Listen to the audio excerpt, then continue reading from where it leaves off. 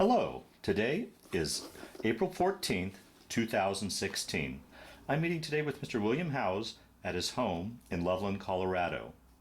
My name is Brad Hoops. I'm the interviewer for the Northern Colorado Veterans History Project. Welcome, Bill, and thanks for sitting down today to tell your story. Thank you, my pleasure. Let's start out, if we could. Tell us a little bit about yourself, your date of birth, where you were born, a little bit about your family. Okay, I prefer to be called Bill, Uh-huh. as most Williams do. Yep. And I was born in a place called Mattoon, Illinois. It's about, most people have never heard of Mattoon. It's about 45 miles south of Champaign, Illinois, which is where the University of Illinois is. But I was born on the 17th of May, 1931. And my dad worked for the Illinois Central Railroad there, and Mom was a housewife, as most women were in those days. Mm-hmm. I have 5 sisters. And where do you fit in that order? Kind of in the middle. Oh, boy. I was the only boy. Oh, boy. Like on Saturday night, we had our one bath Uh-huh. in a big bathtub, and guess who was last on the list to take a bath? At any rate, we lived. I was born on Marshall Avenue, and then we moved one more time after that. And then I left home when I was 15 years old. Oh, really? Yeah. And guess there's no use going into that, but Yeah, fair enough. things were not good. Okay. And I decided to leave home, and I never ever went back. Wow. Wow. And I've been on my own ever since then. And I got on a train. My dad worked for the Illinois Central Railroad, so he had a pass, and we all had a pass, and we could just get on the Illinois Central Railroad and go, which I normally didn't do, but in this particular occasion I was leaving home, so I used that pass, got on the train, went to Chicago, Illinois, and all I had was, I think I had like $26 in my pocket. Didn't know where I was going, didn't know what I was going to do. Wow. Was 15 years old, but I looked older. I was about 6'2", which I am now, weighed a lot less, but people thought that I was older than I really was. And anyhow, I got to Chicago, and I looked around a little bit, and I said, oh, this is not the place for me. This is too big. Yeah, right. So I got on the North Shore and headed north. Got up to Waukegan, Illinois, got off the train there and looked around a little bit, and I thought, no, this is too big for me. Got back on the train and went up to a little place called Zion, Illinois. And Zion, Illinois had been founded by a guy by the name of Dr. Dowie, who was dead when I got up there. But anyhow, I stayed up there for about 4 years. And I worked in a cookie factory as a janitor. Today, they probably wouldn't have hired me, but in those days, why, things are a lot different than they are now. So that's how I kept body and soul together, was by cleaning up at night after the day shift had made cookies. Wow. And as far as I know, they're still in business. I don't know, but so then I got married. So, I mean, was there any doubt once you got there? It's like, oh, I made a mistake, or were you pretty determined to make a go of it? And no, I don't ever remember thinking it was a mistake. I had to get out of that situation, and it was a real relief. Really, I'll be darned. And I also got very fortunate because that was right after the Second World War. Right. Yeah. And I met 2 men who had been in the service, had been just discharged, and they were going to a Bible college. They were going to enter a Bible college up there in Zion, Illinois. And I met them, and we started singing together in church, and we formed a trio. Oh, wow. And evidently we were pretty good, because churches started inviting us to come on Sundays and do the music for them, and so we did that for years up there. Huh. And also, I got with three other guys who played instruments. One of them played trombone, one played a saxophone, and I played a trumpet. Oh, wow. And we used to sing and play as a trio, and we traveled around to some of the churches around there. I was pretty close to the religious organizations. Then, for whatever reason, I joined the Army Reserve Band and played my trumpet, and really enjoyed that because they used to take us to Chicago for parades and things like that, you know, and it was a real blast. Enjoyed that. Then I got married and stayed there for a couple of years after I got married.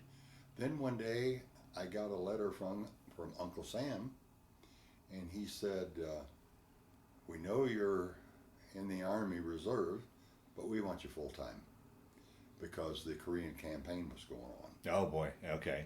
And so I decided, rather than to just wait and let them put me where they wanted me, I went down and enlisted in the Air Force.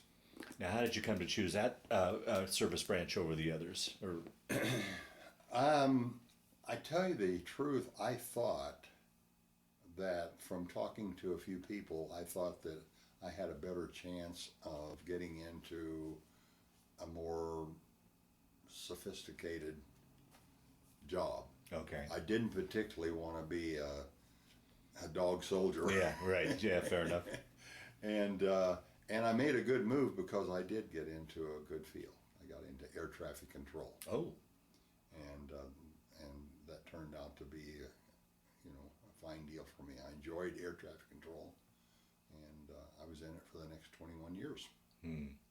How was that transition going from, well, I guess you had a little bit of the Army Reserves, but that transition going from civilian life into military life, was that much of a... The only time I had any trouble at all was when you go to basic training. That's a different life. Yeah, right. You know, I can remember having to guard an empty building one night when it was so cold and I had not dressed properly, and I literally thought I was going to die, you know, and you couldn't leave your post. And then to make matters worse, I was guarding until 6 o'clock in the morning, and immediately when I got relieved from that job, we had to line up and we got a personal inspection. And of course I didn't shave in the morning because I'd been on guard duty that night. And the TI, the technical instructor, was very unhappy because he saw that I hadn't shaved. So I ended up having to go to his room that night and dry shave in front of him. And I cut myself all up, you know. And little experiences like that are different than you find in, you know, when you're a civilian. Right, right. But actually, I took to military life very well. And once I got out of basic training, then I went to tech school for becoming an air traffic controller. Now, is that something you requested, tested for? How did you get into air traffic control? Yes, about 2 weeks before was ready to get out of the basic training, they brought me into a room and said, okay, it's time for you to decide what you'd like to do in the Air Force. And I said, I had thought about this, and I thought that I wanted to get into personnel. And so I requested personnel. He said, well, okay, that's a good field. However, I'd like to suggest another field, and that is air traffic control. And I said, what, pray tell, is air traffic control? So he explained to me a little bit about what it was, and I said, well, I still think that I would like to do personnel. He said, okay, tell you what we'll do. We'll put personnel as your first choice, and we'll put air traffic control as your second choice. Okay? Now, when the time came and I found out what I was going to do, where do you suppose I was going to go? To air traffic control school. Because they're going to get what they want. Yeah, right. But it was a great move. I can't imagine, you know, the difference between being in personnel and air traffic control. Difference is day and night. Oh yeah. Oh, absolutely. I'm sure. Yeah. Yeah. Now, did you between the time you left home and this period of time, did you get your GED, or how did you? What Yes, you do? I did. Yeah. After, while I was in the air traffic control school, about a week or so, 2 weeks before I was scheduled to get out of the air traffic control school, they brought me into a room and they said, Howes, we think you would make a good instructor, Oh wow. and we would like for you to stay here with us and be an instructor. Wow. Well, it was a complete surprise to me, and so the first thing I thought of was, how can I be an instructor for something I've never done? The only thing I'd done was I had the book learning Yeah. that I was getting there at Keesler Air Force Base in Mississippi, but I never had any experience in air traffic control. And I said, I just don't feel like I could be a good instructor for something that I've never done. Yeah. And they said, well, is that your final word? I said, yes, that's my final word. So they sent me to Korea. And the Korean War was on. And so I spent 13 months in Daegu, Korea. And I worked in an air traffic control center. We controlled all the traffic in South Korea. Wow. Holy cow. Did Well, that for 13 months. What was that? One of the K bases? Yeah, K2. K2. Right. What? And now, did you? This whole time you're married, did your wife follow you through your various deployments, and then obviously stayed home when you went overseas, or did she go down to Mississippi with you and such? And Yes, she did. She met me down in Mississippi when I went to tech school, and we lived in what had been a motel at one time. It was a separate cabin, rat-infested place. We couldn't find anything different. It just was terrible trying to find a place to live in, and so we lived there in a place called Ocean Springs, which was just outside of Biloxi, Mississippi, and quite close to the base. and how was that? I mean, here's an Upper Midwest boy, now in the Deep South. Was that much of an adjustment living down there? Probably more for my wife than me, because I was busy all day. Right, yeah, In those days, the Air Force was big in having parades and things like that. They don't do that much anymore, I don't think, but in those days they did. So had to go to school a good share of the day, had parades. Now, did you play in the Air Force? You play your trumpet in the Air Force? No, I did not. Oh, okay. No, I didn't do that anymore. However, I did continue to play some, because wherever we went, we always got involved in church activities, and quite often I would end up being in charge of the music portion of the church, and so I used to lead the song service and play my trumpet. But then I quit playing the trumpet, and now some of my relatives have used my trumpet when they were in high school, so it's been used. I'll be darned. So you get your orders to go to Korea, then did your wife go back up then to Illinois? And Yes, yeah. Her dad was a minister of a church in Pekin, Illinois, and so she went back to Pekin, Illinois, and didn't live with them. Lived in an apartment, but and we had a baby, because while I was at Keesler Air Force Base down there, we had our first child. Oh boy. It was a boy, and he turned out to be a military guy too. He went to the Air Force Academy and became a missile officer. And then he was a missile officer. He had to stay in for 5 years. He had a commitment Right. after the academy for 5 years, and he was a missile officer.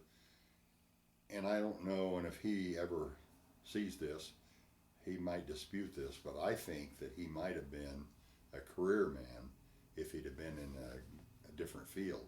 But he didn't like being a missile officer. Didn't like it at all. Yeah. He couldn't qualify at that time to fly because of he wore contact lenses. Now, of course, that is not true anymore. Yeah. But at that time, if you couldn't pass the eye test, you couldn't fly. Right. So he was missile officer for 5 years. Then after that, he got out. One day he had his blue shirt on. The next day he put on a white shirt and went to work for a company called Sperry Rand. And then they were bought out by Allied, and then they were bought out by Honeywell. And he ended up as one of the presidents of Honeywell. I'll be darned. Wow. And he retired last year. Yeah. Oh, wonderful. And he lives in Scottsdale, Arizona. So that had to be tough, deploying and leaving behind a wife and a newborn. Yes. Yeah. Oh boy. Yes. For 13 months. Yeah. You know, sometimes you'll be talking to people who say, "I gotta go." Well, when I got out of the service and went to work for another company, I can remember having to go back to Columbia, Missouri, which was our home office. You know, for a school or for a couple of days or something like that, and it seemed like a terribly long time to be away from your family. But I was away from the family for 13 months. Oh boy.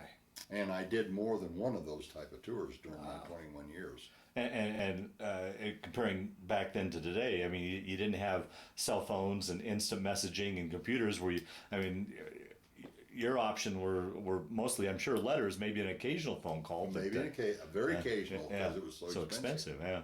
Wow. Yeah. So mostly it was just letters back and forth. Wow. And but however, I had 2 tours overseas, one to the Philippine Islands and one to Japan, in which I was able to take my family. And we'll get to those stories. Okay. Let's back up and talk about your time in Korea. Now, did you fly over, or did you take a ship over to? Ship. And USS Collins. so that begs the question. Here's a landlocked Illinois boy going to sea. How was that? Did you get your sea legs? It was terrible, but not only for me, but for everybody else, Yeah. because we got into we were in the Pacific, of course. We were going to Yokohama, Japan, and we got into 2 typhoons. Oh, jeez. And in one of the typhoons, the second typhoon, the anchor broke loose and started whipping around the ship, and you could hear it bang in the side of the ship. And it ultimately made a hole in the side of the ship, and they had to shut the watertight doors to that area because of the water had entered. Yeah. And now I don't know that this is true, but I was told that a message went out that we were in trouble and that we might not make it. And I all I know was I was so sick I didn't care. It was terrible. Nobody ate. We were just all sick all the time, and you just laid around and hoped for time to pass. And it took us 16 days. Oh. There was another thing I think was interesting when you walked up the plank to go to the ship. They had a big hole to your right, and everybody had a duffel bag, and they made sure that you had your name on and so forth. You threw your duffel bag down in that hole, and that was the last time we saw it for 16 days. Now, if you stop and consider, that means no showers, no brushing of teeth, no washing of face, or anything like that. And most of the water was salt water. Yeah. We had a little bit of water. We could fill our canteen once a day with fresh water to drink. Oh, man. And it was 16 days of that. Oh, geez. Now, I've been on cruises since then, and I really enjoyed it. But I did not enjoy that one. Boy. So you made a stop in Tokyo, in Japan, Yokohama. There very long, or was it just a temporary? We were there overnight, and the next day they put us on a bus, and we went through the city of Seoul. And to this day, when I think of Seoul, I think of this picture of going through Seoul, in which most everything, the buildings had been leveled. There were kids running around all over the place in the street looking for their parents. Probably would never find their parents because their parents were probably dead. Wow. Well, just to kind of put a time frame on, when did you land then in Korea? Then how far along had the war been? It was in September of '52. Okay. So, okay, war had been raging about 2 years then. Okay, okay. Yeah. Now, and I was there for 13 months, Mm-hmm. and the armistice was actually signed in '53 Right. while I was at Tegu. Right, right. Wow. So yeah, that must have been a sight to be driving through and seeing a devastated city, people running everywhere. Now, did you go over as a unit, or were you going over as a replacement? As a replacement. Oh, okay, all right. Yeah. When I traveled and went PCS, even TDY, temporary duty and personal, where I was, yeah, in PCS where I was going to stay for a while, I never went with a group. I always went individually on Okay. individual orders. Okay. So you get into Korea and then up to your base and get settled in. Talk a little bit about your living conditions, life on the base there. What was? First day well, actually, one thing is when we got to Yokohama, we stayed overnight in it was like a gymnasium. Had a cot for us and on the gymnasium floor. The next day they put us on a bus, took us through Seoul, and took us to a train. And we got on a train, and they took us from Seoul to Daegu on this train. Now, how'd you get from Yokohama to Seoul? Did you fly over? No, they took us by bus. Not from Yokohama to Seoul. Oh, okay. I'm sorry. Yeah. Yes, they did. They took us in a C-119 from Okay. from Yokohama to Seoul. That's right. Okay. And then they put us on a Gotcha. bus, Gotcha. and then on a train, and we went down to Daegu on a train, and it was kind of an experience when they put us on a C-119. We were standing there waiting to get on a C-119, and I'd never seen a C-119 before. And one landed while we were standing there, and he drug the rear of the C-119. I don't know if you know what a C-119 looks like, but it's a weird-looking plane and didn't last very long.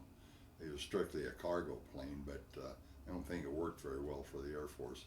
But the rear of the plane was very low to the ground, and it hit the ground. Sparks flew and all, and we didn't know if he was going to make it or not. And here we are getting ready to walk onto one of these C-119s. Oh, jeez. So we were all ready to bail out.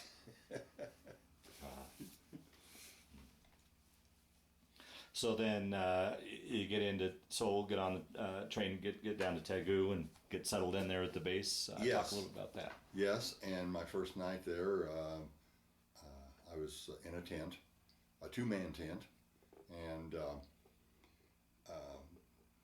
didn't realize it, but it was still kind of chilly because it got cold in South Korea, and snowed and so forth. Well, that first night I went to bed, and I was so tired because it seemed like it'd been so long since I'd really had a good night's rest. Yeah, sure.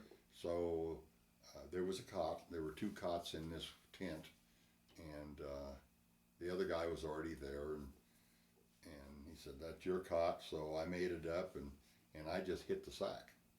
Got up in the morning and was covered with snow, and there was a tear up there in the top of the tent, and it had snowed, and it come right in on me. It was right over my head. Huh. And it was cold, and I didn't have much in the way of cover, so I had covered up my head, didn't know it snowed. So when I got up, I was very surprised. I threw back the covers, and there went the snow. Oh, jeez. And I stayed in that tent for, probably 2 or 3 weeks, something like that. Then your name would go on a list, and they had some barracks there. They weren't. The barracks was okay, but the heating system, they had one pot-bellied stove in each long barracks, so everybody spent their time down where that pot-bellied stove was. But anyhow, once you went on a list, and somebody would rotate, and the next guy on the list would move in. And so probably about 2 weeks after I got there, I moved into this barracks, which was much better, even though it was cold. It was much better, but it wasn't warm in the tent either. So yeah. it was better to get in the barracks. So I stayed in that barracks for the rest of the 13 months. Now, was a 13th-month tour, was that standard? That was standard for the Air Force. For the Air Force, okay. If you were unaccompanied, that is, if you couldn't take your family, and of course you couldn't. Yeah, right. To Korea. Right. At that time, and I don't know if it's still the same way or not, but at that time, if you took your family over, then your tour became 3 years. Oh, geez. Oh. And I guess we'll get to that. Yeah, but yeah. I'll tell you about that. So now you're on the base and you're in the thick of things and getting practical experience, I guess. Talk a little bit about, because I've always heard, the air traffic control was such a, the stress and everything. Talk a little bit about your job and that time period. Yes. Of course, I was doing something I'd never done before. Right. And so I had to learn it right from the bottom. But I found that they had done a really good job back at tech school in giving you the basics. And so all of it, after a very short period of time, it all started to make sense to me. And in an air traffic control center, you clear an aircraft. You don't actually clear them to take off, but you clear them at an altitude on a route of flight.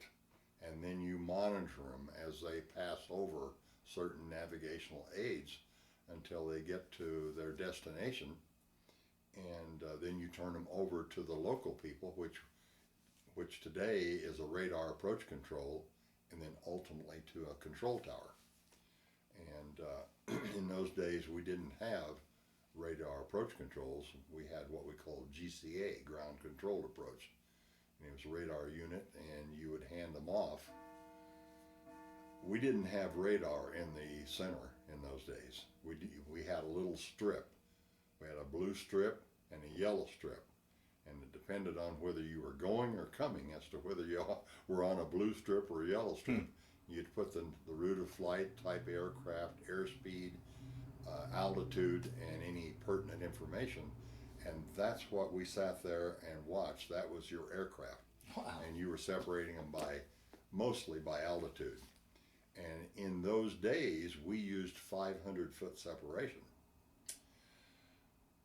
Well, today, of course, at the higher altitudes, they use a minimum of 2,000 feet separation. But we used 500 feet, and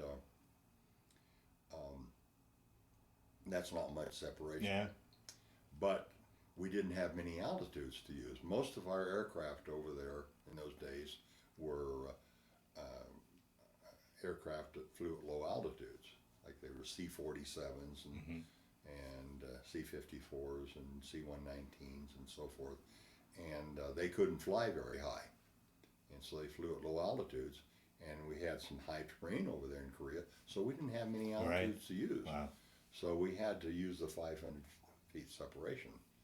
And to my knowledge, we never had an accident as a result of that, but it was kind of scary at times. Imagine, yeah. And did it throwing in the mix that you're in a war zone? Did that play into to your work, or add stress to the work, or? Well, perhaps a little, but I never thought too much. We weren't really in a combat zone. The fact of the matter is, at that time, there really wasn't much fighting going on in South Korea. MacArthur had been there, and his boys had pushed them back up past the 38th parallel, and the North Koreans were up there. We did have some problems, like we had what we called Bed Check Charlie. Oh, right, And he would come down almost every day to Daegu, and it was just you could see him. Yeah. It was an open cockpit, and he would just throw, a small bomb or something out the side, just to let you know he was there. And after a while, at first that was disturbing, and after a while, it just got to be routine, and you never thought about it. You just you just hoped it never hit where you were, Yeah. and it never did hit where I was. I mean, I saw it hit, and there were some people that were killed and injured and so forth from it. But I was, when it hit, I never was close enough to it. But I was just really into this air traffic control, learning it and so forth. And now this is a 13-month tour, so you've constantly got people that are switching in and right, out. right, yeah. And you've got a lot of people like myself who've never done it before. There were some people coming over who were, and it didn't take them long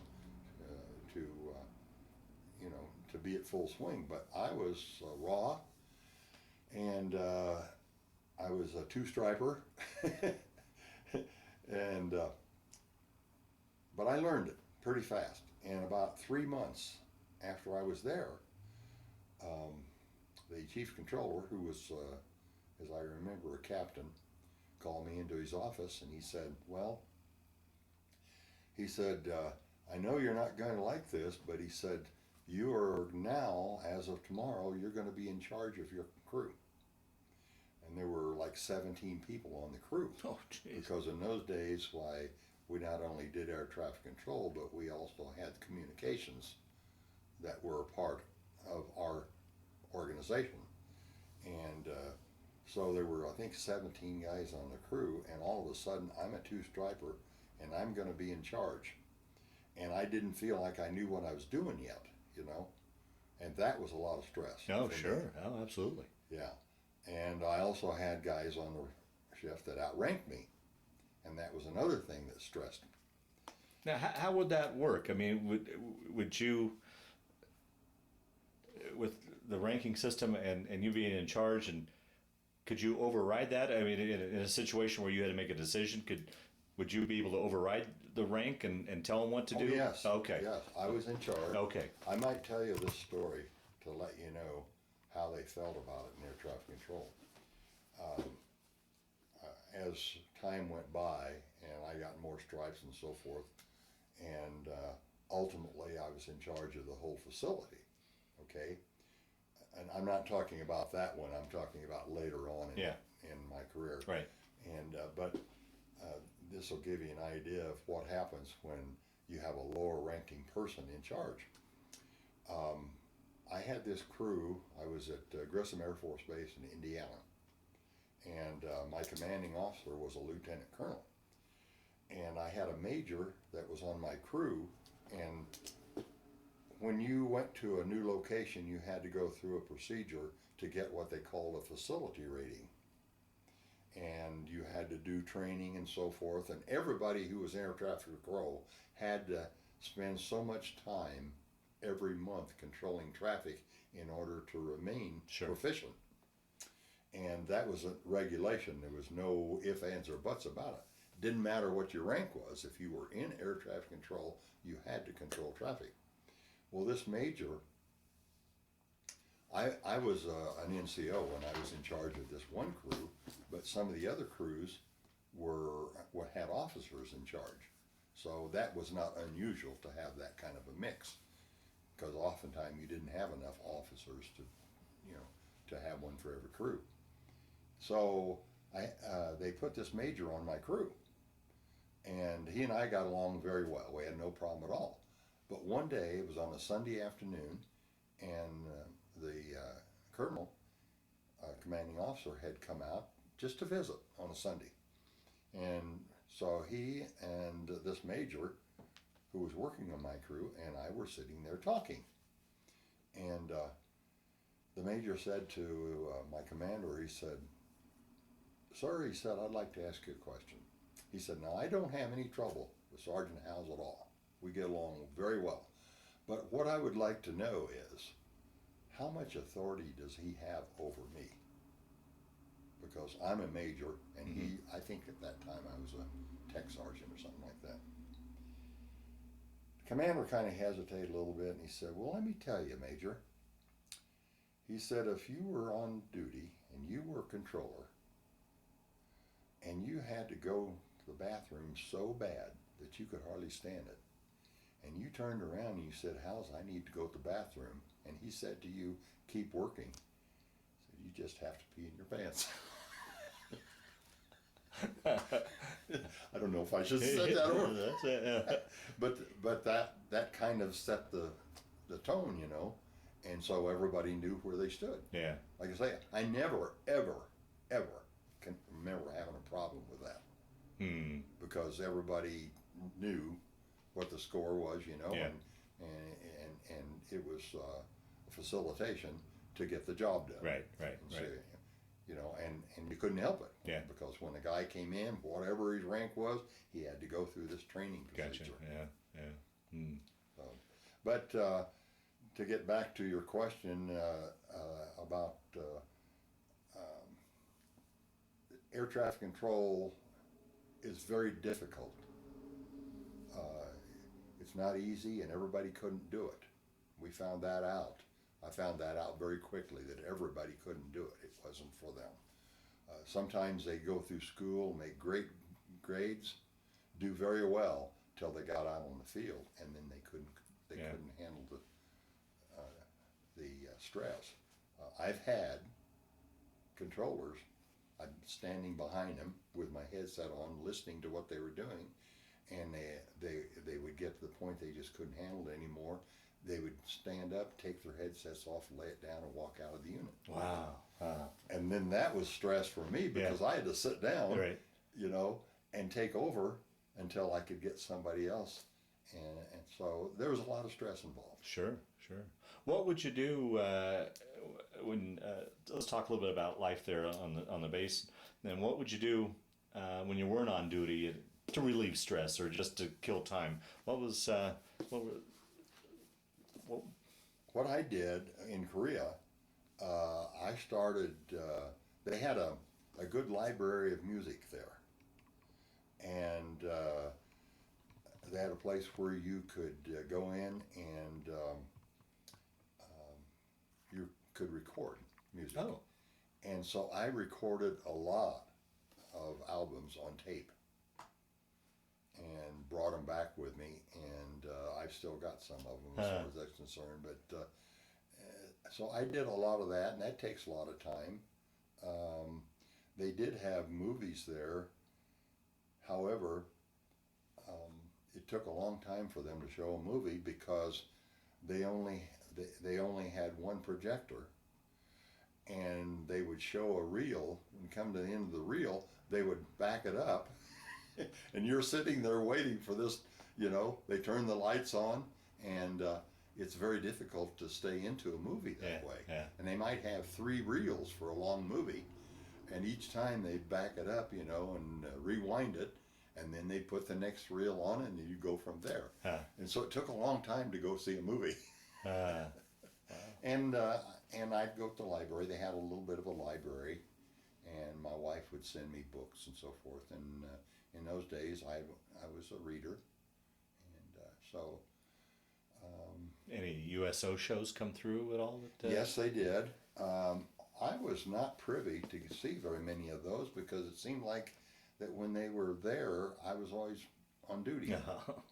And it just worked that way out, and didn't worry. No, Bob Hope was there one time, and I didn't get a scene because I was on duty that time. But yeah, I did see some USO shows. It was a delight. It was a real change of pace to see one of those shows, and I gave a lot of credit to those people, because sometimes, not so much in Korea, but when I went to Vietnam, sometimes they were in peril, and they seemed to wear it well. I'll be darned. Wow. Now, did you have much chance to travel around Korea? Did you mingle with the civilians much at all in that regard? Well, my first time in Korea, we couldn't get off the base. They were afraid for us to leave the base. Wow. Because you know, there were people out there waiting to get a GI by themselves, and they were history. So we didn't get off the base. So I didn't mingle. The only mingling I did was they had young men who were houseboys, and they would come in and clean up the barracks do things like that. But that was the only contact I had with Koreans on that first tour. Yeah. During that tour as well, did you get an R&R to Japan or? Yes, I did. Okay. Yeah, I did. I got one R&R, and I went to Japan, and it's funny that I don't remember much about it. I do remember that I went to Japan and stayed there for about pretty close to a week and enjoyed it very much. Mm-hmm. I did a lot of walking and just looking around. Yeah. So you finish up your 13-month tour there. Did you fly back or did you take a ship back? Brought back on a USS Freeman, and it happened to be a ship that they were using to bring dependents back from Japan, because they did have dependents in Japan, not in Korea, but in Japan. Mm-hmm. And of course, I left from Yokohama, and so the ship was much better than the USS Collins, because it was cleaner and had better food, better facilities, and also you had a lot of kids and wives and so forth that were coming back. And that must have been somewhat strange to you. I mean, being on a base isolated with just airmen, really, I guess. It was nice. Yeah, I'll bet. Yeah. Nice to see real people again. Yeah, right. I'll bet. Yeah. And then you get back home. Did you have a furlough then to come home for a little bit, or? When I got home, I was. Let me think. Yes, I did have about a week before I was supposed to report up in McCord Air Force Base in Washington, state of Washington. And so after about a week, we drove up there, and I was so poor. I had a 48 Chevrolet, and it ran well, but it was old, and we put everything in that car that we owned, plus our baby boy, and headed for McCord. And went through this little city, someplace in Illinois, and they had they were stopping traffic for speeding. They had these radar things out, and so they stopped me for speeding. And the guy said, "You in a hurry?" And I said, "Well, not necessarily, but I said I'm on my way to my next tour." And so he looked around and saw all that junk that was in the back of my car, and he said, "Oh, go ahead." He didn't want to deal with that. And I was thankful, because I didn't have the money to pay a fine. Right. I had to go to jail. Oh, boy. But that was my next tour, was up there in McCord Air Force Base. And how was that coming home? I mean, particularly for your son. Here's this stranger, more or less this stranger. How long did it take for him to warm up to you? And he didn't like me at first. Yeah, I bet. He didn't want me around. I was, here I was holding hands with his mom. Yeah, right. You know? Yeah. And he hadn't seen that happen. And Yeah. So he didn't like me, and it took a while for him to, to thaw out a little bit, to where we could even speak to each other. Yeah. Yes, it was tough. Yeah. Now, by this point, were you just still in your enlistment, or had you decided you were going to make Air Force a career, or what were you thinking at this? At this point, I would have.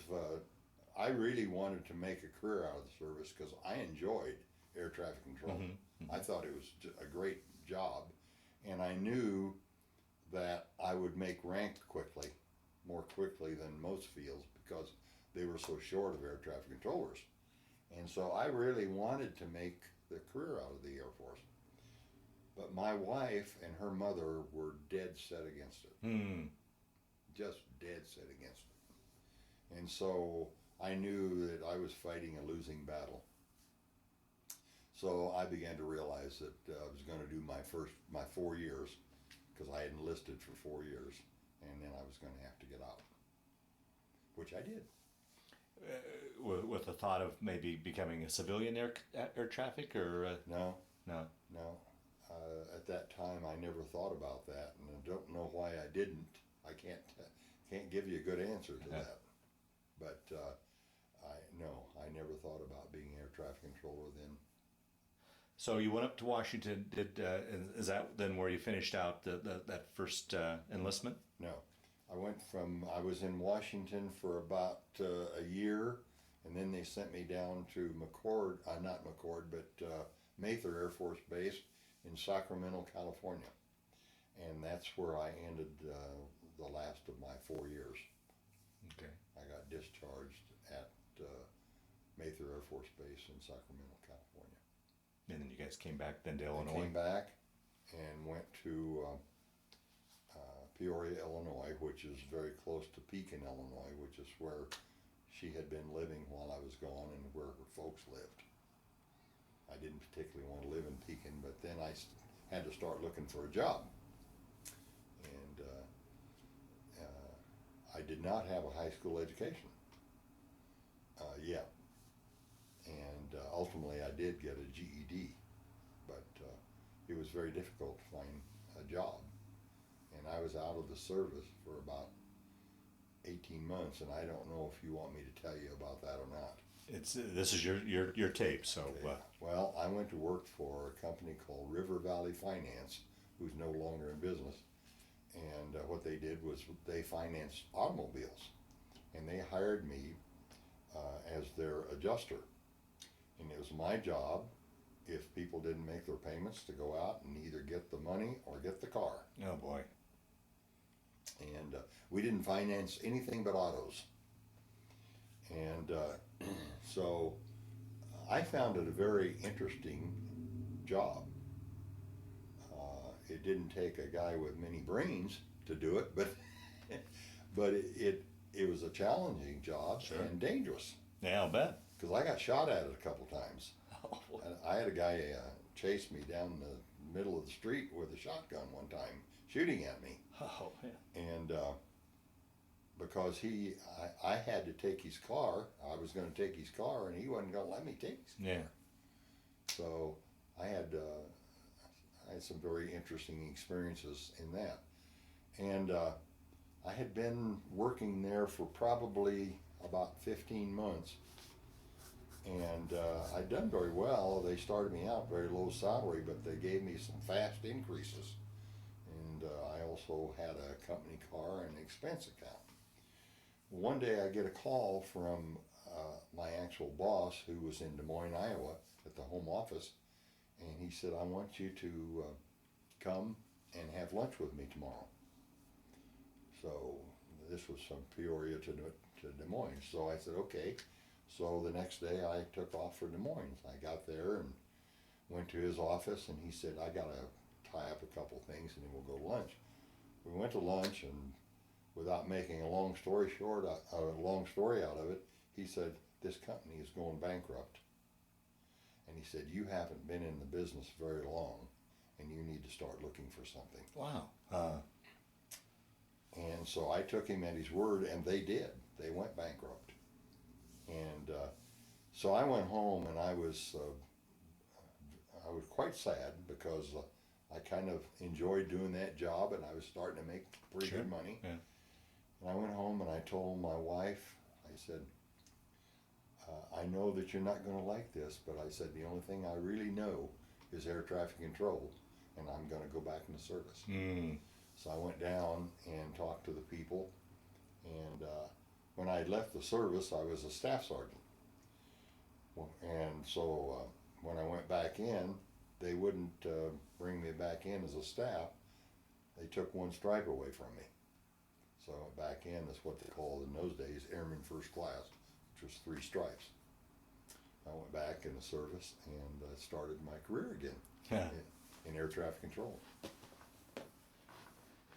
And then went on to another. How many more years then did you serve before you retired? Okay, then I went, that started my 5th year, and so, and I retired at 21 years. Oh, okay, okay. And, well, take us through your career then. Okay. It sounds like all over the world, Vietnam. Yeah. Walk us through the timeline. Okay, after I re-enlisted in the Air Force, I re-enlisted at Scott Air Force Base down in Illinois, and it wasn't very long. Didn't stay there very long because they really didn't have a mission down there for air traffic controllers. Traffic was being pretty well controlled by FAA in that area. So they didn't keep me very long there. So I went to Grissom Air Force Base in Indiana, which is just north of Kokomo, Indiana. And it was named after Gus Grissom, Yeah, okay. the astronaut who was in a unit that burned up. Anyhow, before that it was called Bunker Hill Air Force Base, but then they named it Grissom Air Force Base, and I had a very, I thought a very interesting career there. I enjoyed it very much. We had B-58s and KC-135s. No. Basically is what we had there, and the B-58 was a bomber that never had a flight taken in anger. It never was a factor in the Air Force. Very expensive aircraft, but immaterial. It didn't work out for the Air Force.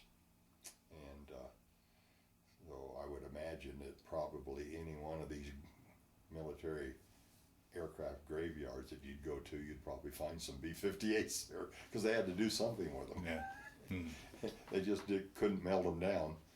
And but anyhow, I was there for a couple of years, and really enjoyed my tour there. And then I got orders to go to Japan. Well, again, I wasn't making very much money in those days. I think I'd made my staff sergeant strike back, and I think a staff sergeant. And staff sergeants didn't make a lot of money in those days. And so I got the orders to go to Itazuki Air Base, which is near Fukuoka, city of Fukuoka in southern Japan. And they had a big air base there called Itazuki Air Base. And so they called me in, they said, you can take your family if you want to. However, you have to show us that you have at least $300 cash. And I didn't have $300 cash. Oh boy.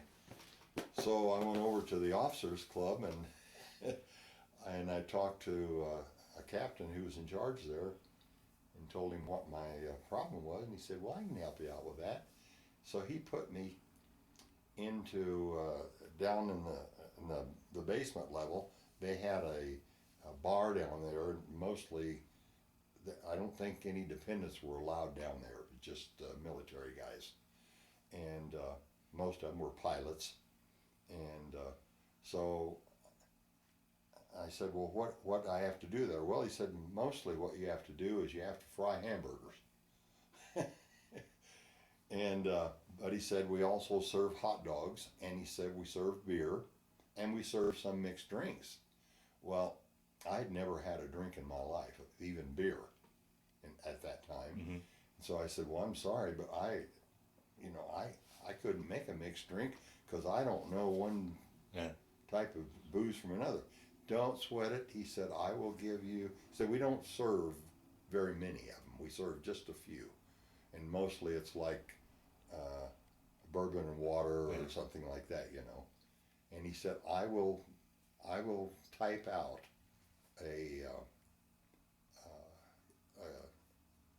I guess instructions for you how to make those drinks. Well, I needed the money, so I did it.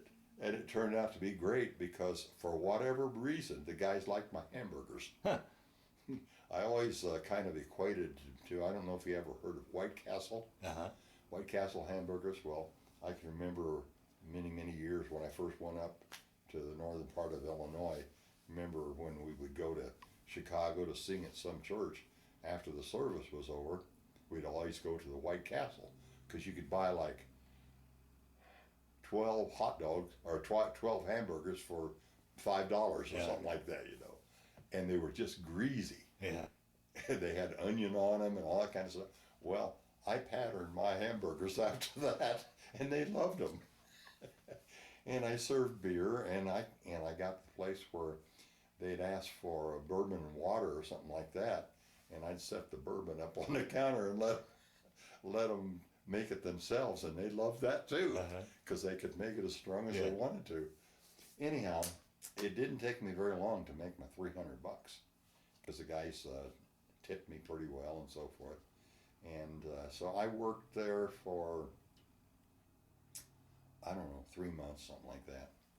And then it was time for us to rotate to Japan, so we got my family ready, and we all flew in a C-97, a strata cruiser,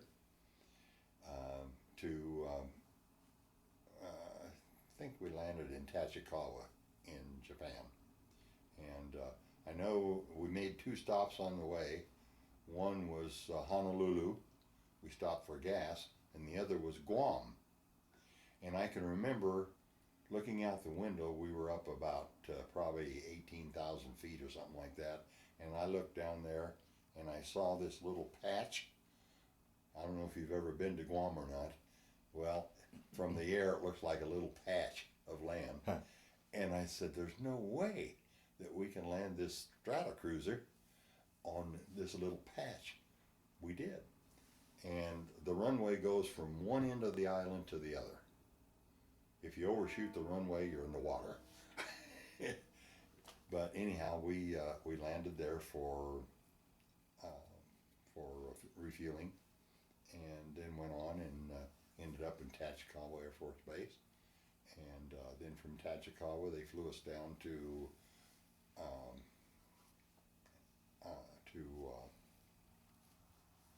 Itazuki, and so I had a great career, great time, learned a lot in Itazuki, and we extended for a year, so we stayed there for 4 years. Oh, really? Oh, Yeah. wow. Had some great experiences down there, learned a lot about air traffic control that I didn't know before, and I'm sure technology was changing Yes. as well It as was. yeah. and we had a lot of traffic down there, and that base is no longer in existence. They turned it back over to the Japanese now, but it was a great base, and my wife and I, by this time we had 2 kids. We had a son and a daughter, and my daughter was just a baby, but we had a great time there, and we learned to love the food. One of the meals that we enjoyed so much was sukiyaki. Mm. And there was a place downtown Fukuoka we could get on the little train that they had that went between, well, it didn't actually, it stopped at our base, but it didn't start there, but we could get on it there around our base and go into Fukuoka for just pennies. Because in those days, the exchange rate between the Japanese currency and the American currency was 360 yen to $1. Oh. Today, I don't know what it is, but I would say it's probably pretty close to 1 to 1. Oh, wow. So it was, things were very cheap. You could, I know we go to this one restaurant downtown, order the best meal, the best big steak in town, all those trimmings, it cost $1.25. And we'd complain. Made that easier on your salary. Then. Oh yes, Yeah. yes. Yeah. Yeah. Then I made, I think, while I was there during those 4 years, I made 2 stripes. I think I left there, master sergeant, I believe, left there. And I'd gotten there as a staff sergeant. I went staff, tech, and master. So I had a great career there. Had some just fantastic experiences, and I don't know if you want me to tell you any of them or not. Well, like I said, this tape's here for you. So There's one experience that gives you an idea of what air traffic control is partially at least about. It was on a Sunday afternoon, and I had a crew, and on Sundays we normally didn't have much any way of flying. Once in a while somebody would come in for whatever reason, but so I had let almost everybody go home on the crew, and there were, I think, maybe 4 of us there, and one of my controllers, he was on the mic, and all of a sudden I looked on the scope, on the radar scope, and I saw an emergency signal. And the emergency signal would be that you might see the target, but you would see some other lines, and that would indicate emergency. They were squawking emergency. And about that time, a very weak voice came through and said, "Mayday, Mayday." And so my controller got on it real quick, and he answered him. And so the pilot heard us, and he said, "I have had a flame out, so I'm in a T-33. Well, when he said T-33, that alerted me right away, because T-33s don't float. No, they have to have power. And he wasn't exactly sure where he was, but of course I could see his emergency. Then I knew it was probably him, and I told him, just to make sure, because I got on the mic right away. I didn't want my controller to have to go through this, because these are things that really can get the old juices flowing. Sure. So I told him to turn it off and turn it back on, and then I was sure it was him. Now, I couldn't see the actual target because he was too high and too far away, but I could see what they call SIF, which is IFF, identification friend or foe, and we use that in air traffic control too. And so then I looked and I realized that he was about 40 miles northwest of Itazuki Air Force Base. And I knew that he had no power. And I knew that he couldn't see because he had lost his lights and everything, and he was just flying by instrument, because he was a very polished pilot. So I knew all these things existed. I also knew that at our base, I looked at our weather real quick, the latest weather report, and it's what we call walks-off. Indefinite ceiling 0, sky obscured, fog, visibility 0. Now here's a guy had a flame out. You're going to get, if you can get him into the to the airport, you're only going to get one pass. Shot. Yeah.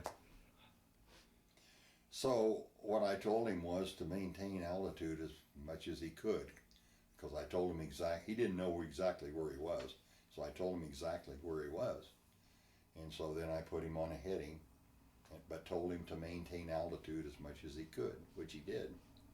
Well, make a long story short, brought him in, sat him on the runway. Wow. And of course, he couldn't move the aircraft. He was dead on the runway. And the firemen, of course, they're always concerned about fires and so forth, so they ran up to him and they got him out of the cockpit. And first thing he said was, take me to the radar air traffic control. Wow. And he came over and he walked in we always had the place locked so that everybody couldn't just walk in. So he knocked on the door, but they told us he was coming, so we let him in right away. And he said, "Who's the controller that brought me in?" And they said, "That's him right there." He came over and gave me a big hug, and wow. that makes the job worthwhile. Oh, absolutely. Yeah.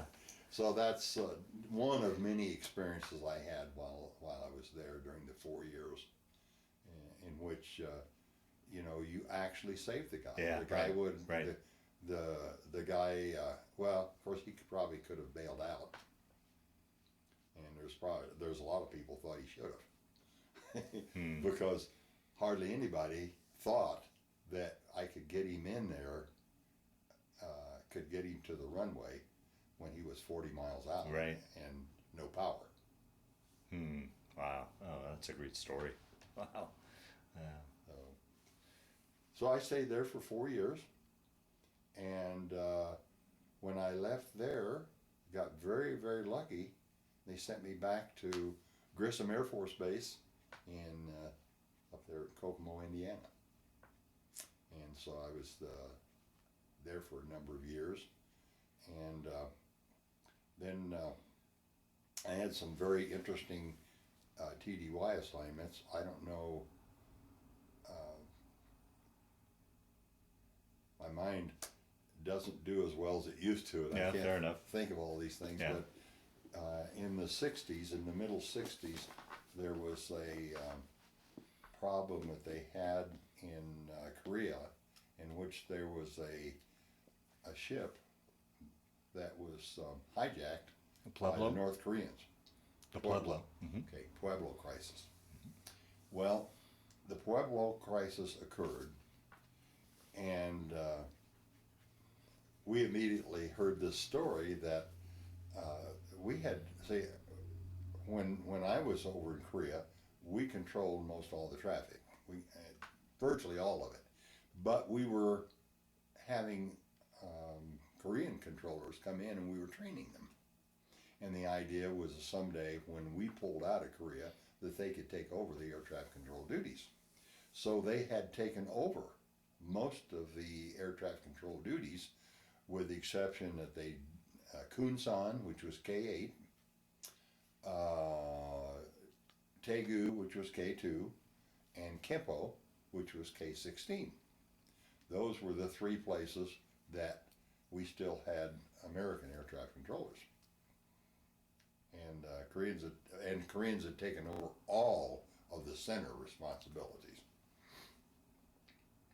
So when this occurred, when the Pueblo crisis occurred, for some reason or other, all of your bigwigs, your high-ranking people, got in their aircraft and headed for Korea.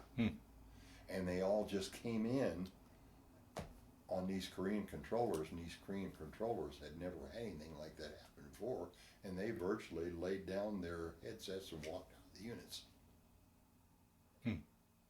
And there was virtually no air traffic control for a little bit, and then the controllers who were still at these three airports kind of took over and did the best they could, and they got everybody in on the ground.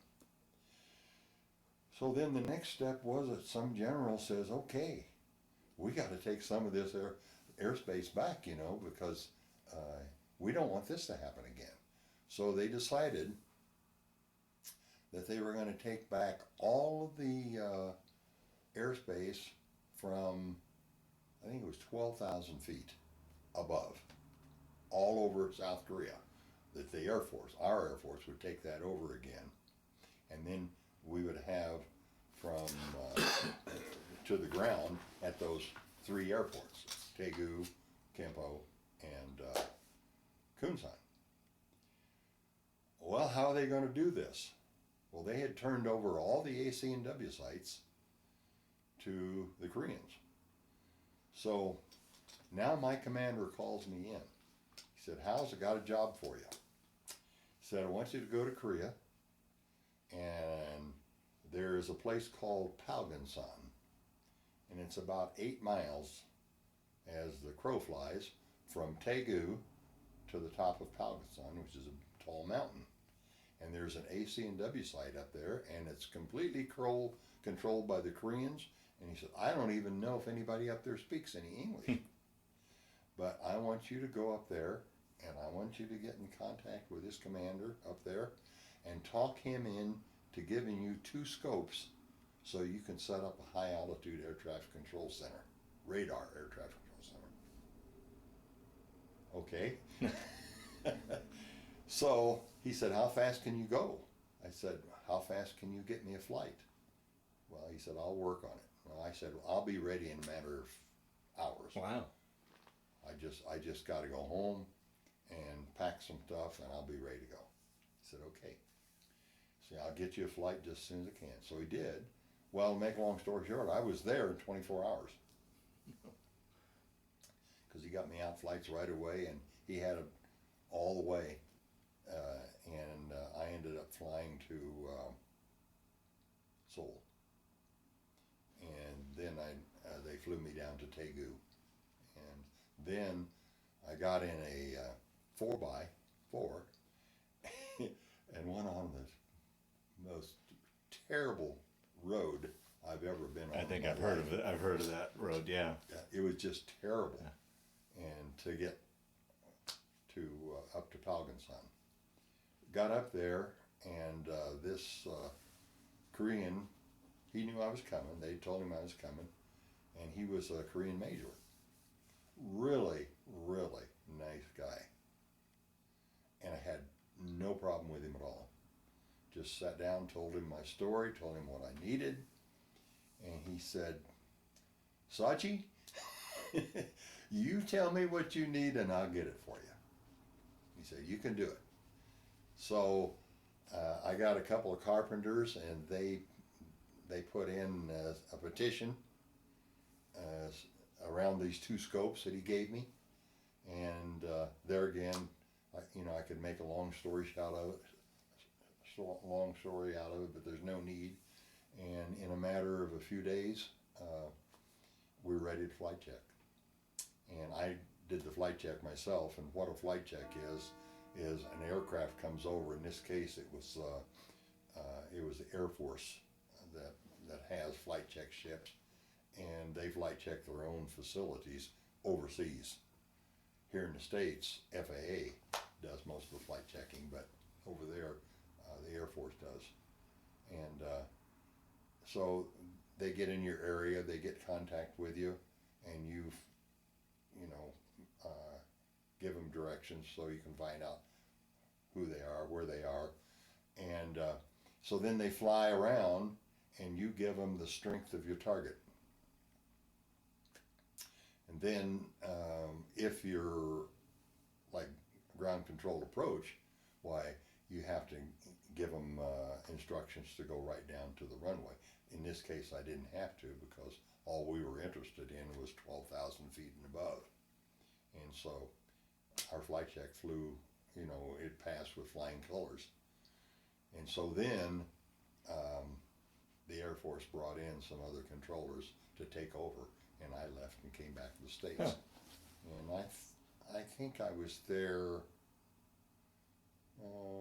well, I guess 30 days or something like that. I was there.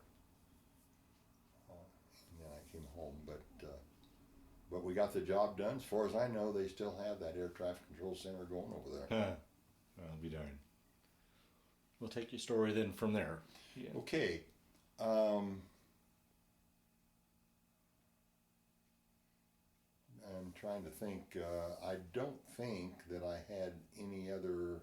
I had a couple of TDYs because I went to schools down in. I went to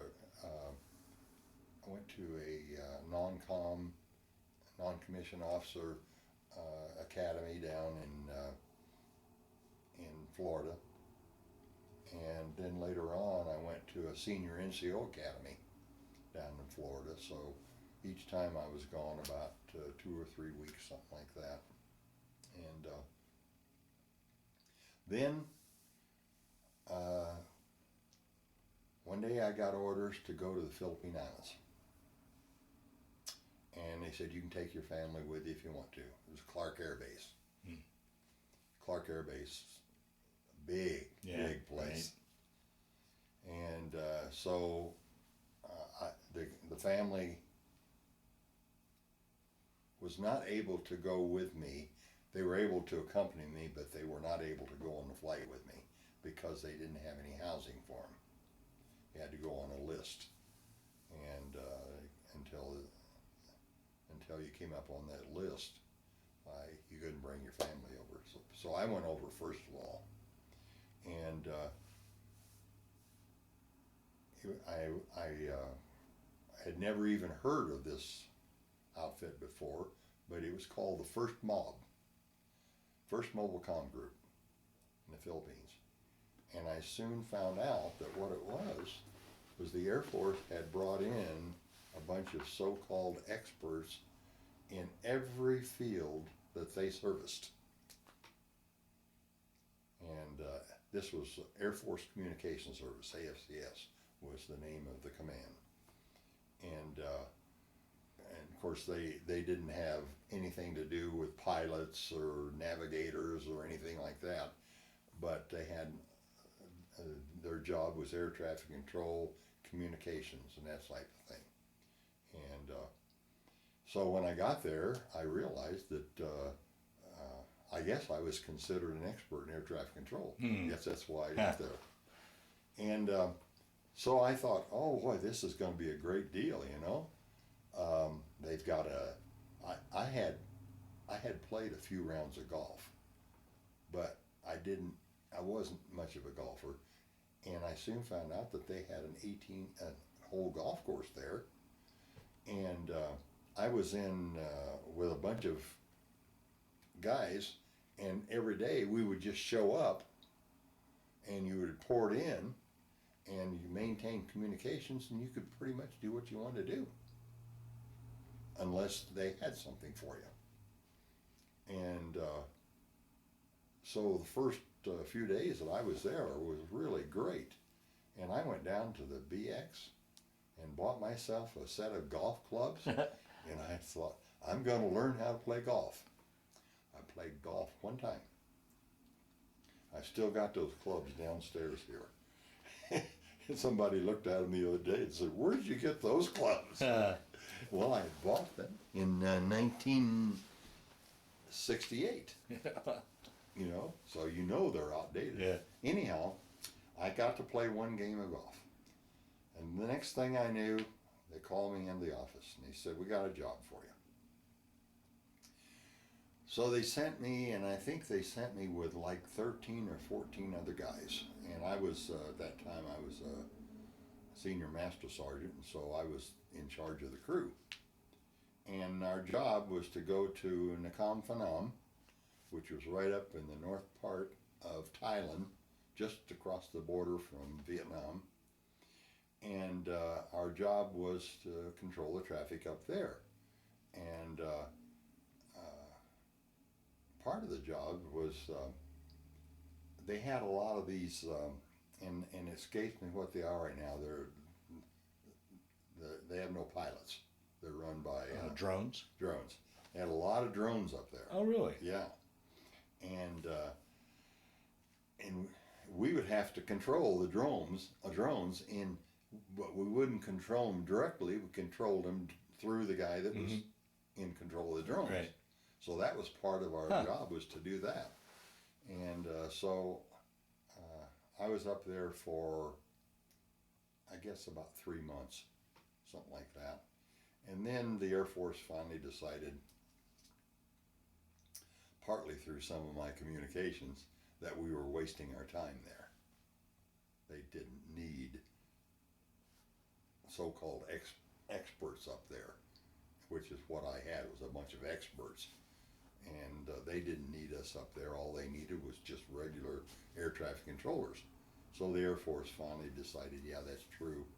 And my commander, who was a brigadier general, decided that it was a waste of time for the first mob, so he brought us back. So I thought, okay, I can continue my golfing now. Well, I was back in compound maybe 2 or 3 days, and called me in and said, got a job for you. Well, for the next basically 3 years, I was there for 3 years. And for the next 3 years, I spent almost all of my time in Vietnam. Wow. And what I got involved in was I did control some traffic over there, but what I really got involved in was like a radar unit would need to be overhauled or maybe switched out. Maybe it was no good anymore. And so they would want us to bring in a radar unit or a navigational aid or a tower or something like that so that they could go on the air in these temporary units while their other units were being serviced or replaced. And so I had to learn something new, which was site surveying. Because you'd go in, I'd be the first one to go in. Before my crew would come in, I would go in and I'd have my transit and I'd talk to the chief controller, air traffic controller, or in some cases the commander, and I'd say, where do you want this unit? And they'd give me a space so big, this is where we'd like to have it. So then I would do my site survey and I would drive a stake down where I wanted the antenna, for instance, for the radar, the radar unit. And of course, if we put in a TACAN or a beacon or something like that, that was completely different. I mean, you just take them in and you decide where you want them, you put them up and you put a generator on them and they were in business. Now, would these be on bases, or would you be off in remote locations? In some cases, remote locations, but mostly on bases. I mean, particularly in the remote location. I mean, that I would assume that kind of dangerous, or not? Yes, there were times when they were getting ready to. They were still bombing, of course, North Vietnam, and so the word would come down that they were going to do a bomb run to such and such a location, such and such a time, on such and such a day. And so we would look on the map and we'd find out, okay, here's where they're departing from, here's where they're going to bomb, they need a navigational aid here so that, they can come here and then they can fly out on a radio to their destination. And even if it was clouded in and they couldn't see, they could still do a bombing run because we had a radio and DME, distance measuring equipment, that they could use to kind of pinpoint a spot. But the problem was getting this unit in, this navigational unit in, that would give them a clue to where they were going and then getting back. And that's where the rub came in, because we put like a radio beacon in Huey, and then the pilot and I would be the only ones in the Huey. Nobody else would go in. Wow. Just the two of us. And we'd go up, and of course the pilot had to be able to find the spot that they wanted it. He'd go in, he'd land, I'd pull my unit out, and he'd take off again, and he would go around, make circles, and watch for the enemy. Oh, gee. While I was putting the unit on the air. When I got the unit on the air and got it the little generator going, then he would come back, pick me up, and we'd take off. And that wasn't nearly as bad as it was trying to pick the unit up afterwards, because we liked to salvage the unit if we couldn't. But many times we couldn't, because when we go back, it was being overrun by the North Vietnamese. And so in that case, we would call in an F4 or something and just have them destroy it. And later on, we destroyed a whole radar unit that we took into Quezon in 1971. In just before Christmas of 1970. My commander called me in and said, have you ever heard of Caisson? I said, yes, and I never heard anything good about it. Because that's where they had a terrible siege a year or two earlier, you know. And he said, well,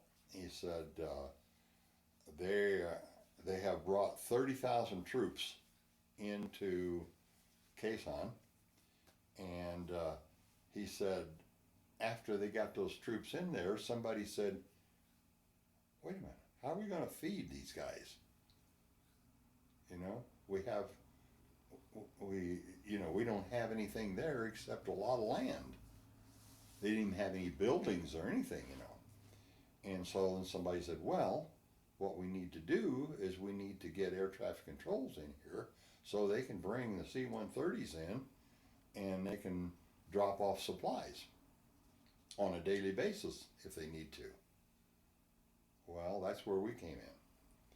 But first of all, I'm kind of getting ahead of myself. The Army decided to do this because Army has air traffic controllers too. Not very many, but they have some. And so they sent a crew in there to put a radar unit in there in order to facilitate bringing the C-130s. Because in Caisson, it's pretty much surrounded by mountains. There's one corridor, and that's where we would bring the aircraft in. They had no navigational aids there at all. So they were strictly depending upon our radar units to bring them in. And of course, at that time, they didn't have any at all. But the Army went in there and they put in a radar unit, but they couldn't get it flight checked.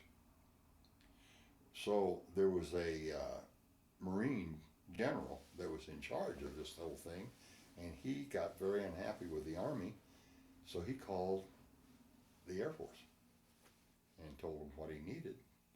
So my commander said, we'll take care of it. So that's how we got involved, and I got in a C-124 with my radar unit, and they call a C-124 Old Shaky. That's what that's what they call it. And we had this radar unit in Old Shaky, and when we took off from Clark Air Force Base, honest to Pete, there was no room left on the runway. And I think what he did ultimately was just pull the gear. And we stayed low for a long time. We finally got up in the air. Then the problem was when we got to Caisson, they had put up a 3,500 feet of runway, a temporary runway. And whether he was going to be able to land on this 3,500 feet was the next question. And I'm very interested in this because I'm with my radar unit. Well, anyhow, make a long story short, he got it down. We got the radar unit out. We put it up, got it flight checked. And then they decided, okay, we only need 2 people to stay there. Two Air Force people to stay there. One of them is a radar maintenance man, and the other is a controller. Well, guess who they picked? So there's 2 of us there. Well, we hadn't been there very long until we realized here we were. We had no place to stay really, you know. We could stay in the radar unit and sleep on the floor or whatever, but there were no quarters there or anything. And then the other thing was that we were constantly being bombarded with artillery fire. And so my radar maintenance man and I, we decided, you know, we need to get underground. So I got a hold of there was a North Vietnamese guy that had a front end loader. And I stopped him one day and I told him what I would like. And I said, could you do that for me? Yes, he could. And he did. So he dug out a hole, and then across the top of it, he put some of that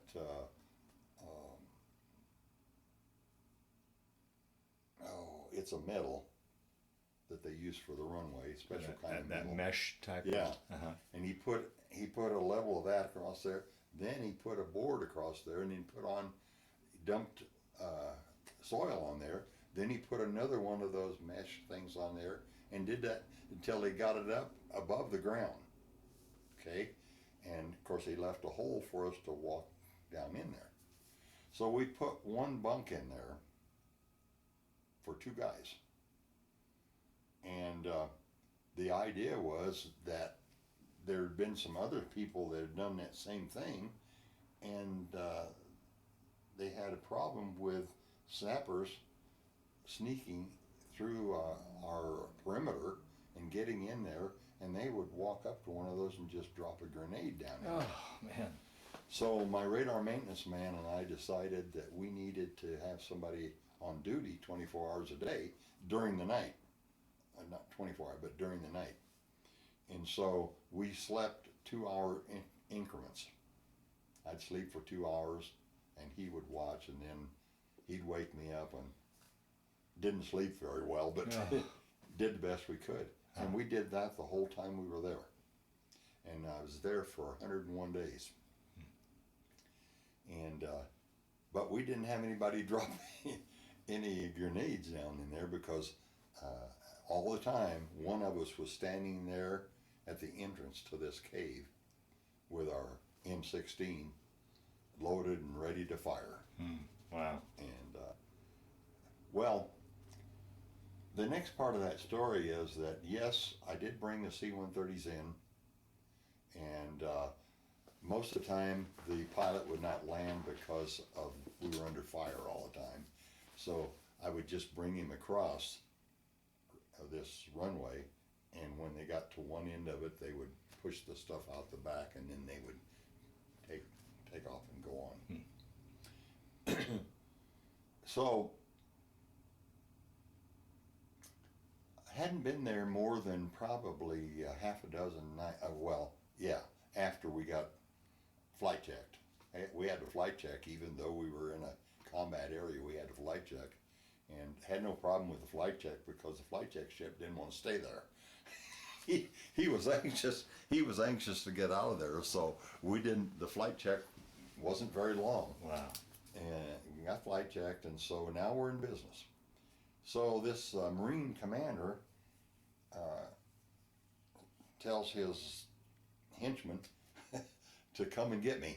He wanted to talk to me. So I went over, and he hands me a radio. He said, I want you to keep this on you at all times, because he said, I want immediate communications with you. And all it was between him and me. And it turned out that it was a good thing that he did that. But about the second or third day that we were on the air, and I flight checked this thing, and I get a call from him one night about 3 o'clock in the morning. And I happened to be at the head of I was on duty during that 2 hours. And he said, I got contact over a high frequency station I have with a Huey pilot, and he's out here someplace around us, and he's lost, and he's almost out of fuel, and he's full of wounded soldiers. Mm-hmm. And he needs to get them to someplace where they can be taken care of. He said, is there any chance that you could help him?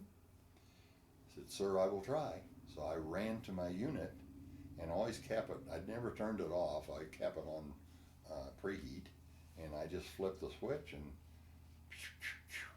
and I see a target out to the west of me, southwest of me. And I think that's probably him. We'd agreed on a frequency, so I got on the frequency, and I said, and he had told me what his call sign was, and I said, Air Force so-and-so, this is Kason, do you hear me? Yeah, hear you loud and clear. And I said, well, I think that I have your target, but I said, do you have SIF? And he said, I do. And I said, squawk so-and-so. He did, and there he was. And he was about 35 miles west of me. So I just vectored him in, set him on the runway, and they had some doctors in that service, the 30,000 guys that they had on the ground there. It was just great big open space, just a huge open space. They also brought in 150 Cobras. Do you know what a Cobra is? Yeah, okay. So they brought 150 of those in, and so you can imagine it was a big place. Sure. Yeah. Well, the word got out that I had done this. The next thing I knew, every single night I was getting called into the unit 2, 3, 4, 5, 6 times with pilots who said they were lost or needed some help or something like that. And the Air Force Communications, which my organization, had a program they called a SAVE program. And if you actually saved an aircraft or passed a certain test of saving an aircraft, they would issue this citation. Well, so I started calling in over our high frequency system we had back to Clark Air Force Base, and I started reporting these, and they started sending out these SAVE certificates to me. And pretty soon it was like, wonder if I had 6 of these, what I could get for them. And so I quit calling in. It just got to be too much. Yeah, sure. There was no point to it anymore, so I quit doing that. And I've saved a couple of them, but most of them I've thrown away. And it's not that it wasn't important. It's just that if there's too much of anything, you get too much diet soda, it doesn't taste good anymore. Right. And but anyhow, that got to be a good part of my job, which is not why I was there. Mm-hmm. And it also presented another problem because we had not done a survey of that area for air traffic control. My only job was going to be bring these C-130s down this corridor, put them on the ground, and then take them back out of that corridor and keep them away from each other. That was my mission. Mm-hmm. And here I am controlling traffic in terrain I don't know anything about. I don't know how high the mountains are. Yeah. Don't know anything about it at all. And you don't do that. Except I did. And so I got as many maps as I could, and I studied them, and I looked at them, and I started drawing, a picture of the area I was working in out to about 60 miles, because I had brought them in as far as 60 miles from there. And the main thing I wanted to know is, when I get a hold of an aircraft, and if he's 4,000 feet, and there's a mountain there 6,000 feet, we have a problem. Yeah.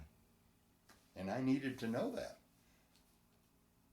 And I know that if my bosses and people in high places in air traffic control had known what I was doing, they'd have died. They'd have just kicked the bucket. They said, or they would say, we don't want any part of this at all. But I tried to be as safe as I could. I mean, what do? Do you tell the general, I can't do this? Yeah. And do you let them sit out there when you know that you probably can save them? No, you can't do that. So, one of my experiences was they started hitting us very heavy with artillery, and it was apparent that they wanted to get rid of the radar unit, because that was kind of our life blood, Without that, they couldn't get supplies. because most of the time Quezon was bad weather. It wasn't necessarily raining, but the clouds were low, and you couldn't see the mountains, and the aircraft couldn't come in there under VFR, visual flight rules. So they had to have help. So I'm sure that the North Vietnamese realized this, and they started shooting for my radar unit. Oh, jeez. Yeah, the first time that it came to a head was we got hit by sappers, and that was the night that they destroyed 75 of those Cobras. And we had 3 perimeters, by the way, and these guys got through all 3 of these perimeters. That's how slick they were. And we had no lights or anything like that. And so you didn't know who was next to you. Oh. So several things happened that night. One of the first things happened was the general called me, and I was on the other side of the runway, and I was there was a guy who was shooting off mortars right next to me, which is not a good idea, by the way. That's why I have to wear hearing aids, because I heard too much of that. But I was right beside him, and I was on my stomach, and I get this call from the general, and he said, can you get to your radar unit? And I said, well, I'm across the runway, but yes, I can get to it. He said, well, get to it and get on frequency so-and-so. He said there's a C-123 that's up somewhere over us, and he's up above the clouds. And this C-123 was, my mind is failing me right now, but they have a name for them. But what they do is they put out flares. And I'd never seen this happen before. But anyhow, I crawled on my belly because it was fire going every which direction.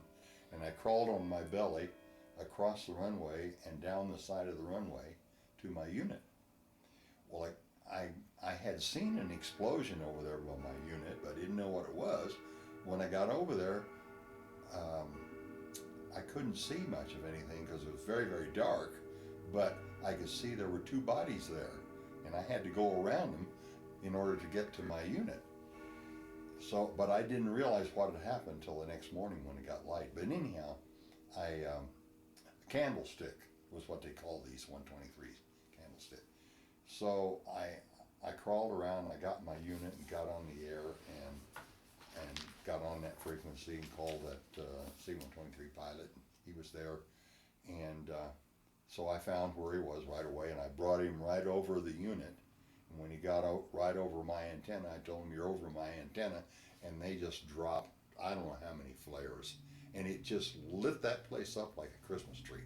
Wow. I mean, all of a sudden, it went from pitch dark to nothing but light. And then our guys were able to operate. And they got rid of these sappers and North Vietnamese troops. But they continued to try to get rid of my unit. So one day, I'm in my radar unit, and I've got about 6 or 7 C-130s that I'm bringing in with supplies. And then they started hitting us. And a guy that I'd gotten to be a friend of was down by the runway, and he called me. I had a communications in the radar unit that they could call me, and just I could flip a switch, and I was right on with them. And he called me and said, can you hear me? And I said, yes. And he said, well, you need to get out of your radar unit because you're going to get hit. And I said, I can't get out of my radar unit. I've got 6 or 7 C-130s here who can't see. They don't know exactly where they are. And the only thing that's separating them is my radar unit. Well, I said, I can't leave. Well, he said, you're going to get killed then. Oh, gee. Because he said, what they're doing is they're coming right down the runway with their artillery. And he said, they're headed right toward you. And I could hear it. I could hear them, pum. Then a hesitation, pum. Then a hesitation and on. And it got louder and louder and louder. So finally he said, Bill, get out of there because the next one's going to hit you.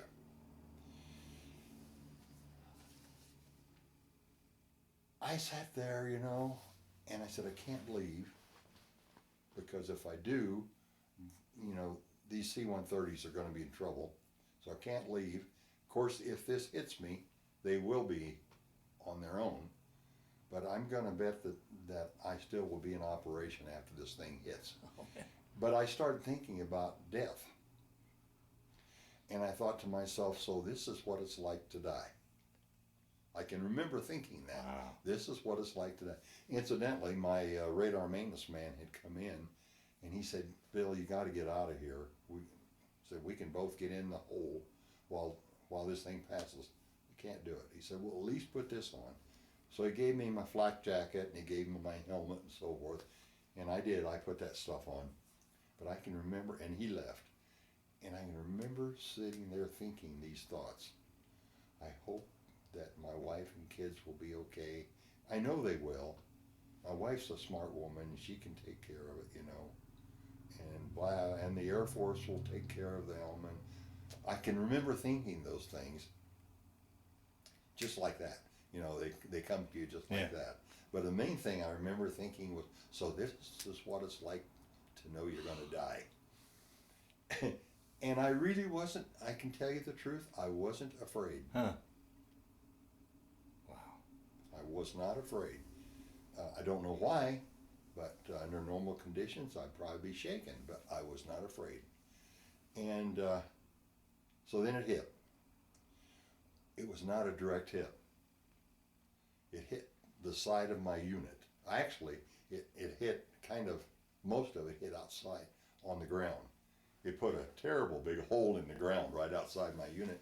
My unit never missed a beat. Really, huh? Huh. It kept operating, and as soon as it would hit, and there was a hesitation, then I heard one hit on the other side of me, and so then I got back on the air, because I had told the pilots that I was going to be off the air for a little bit. I didn't tell them why, but I said, I'll be back with you just as soon as I can. I put them on headings separate from each other, and I had them at different altitudes. So I knew they'd be okay for a little bit. So I got back on and I said, okay, I'm back. And I started giving them instructions, but they didn't want to come in. So I just turned them around and sent them back out the corridor. We didn't get any supplies that day. Wow. Because they didn't want anything to do with the place that day. Then it came time, there was just more of this, same stuff. Then it came time for us to leave because the military decided they weren't going to make this move over to Laos. That's what they had the 30,000 troops there for. They decided they weren't going to do this. So they pulled them out. So all of a sudden, one day, I found myself one of the very few people left at Quezon. There was the commander, this Marine general, my radar maintenance man, and a few people. They loaded them all up in C-123s because they could get a C-123 in on that little runway with no problem. And they loaded all these guys up and got them out of there. And the only two people that were left was the Marine general and myself. Because I had to get that C-123 out of there, so I had to be. So the general said, okay, it's time for us to go. So we loaded up in the C-123 and we took off. And we got up in the air and we made this turn around and started coming back parallel with my unit. And there were two F-4s there already, and they were destroying this radar unit. Wow. And then we went on out the corridor, and that was my experience in Quezon. Wow. Were you awarded for a Bronze Star or something? I mean, Yeah. I mean, there's some. I got a Bronze Star with a V device Yeah. for Valor. Yeah.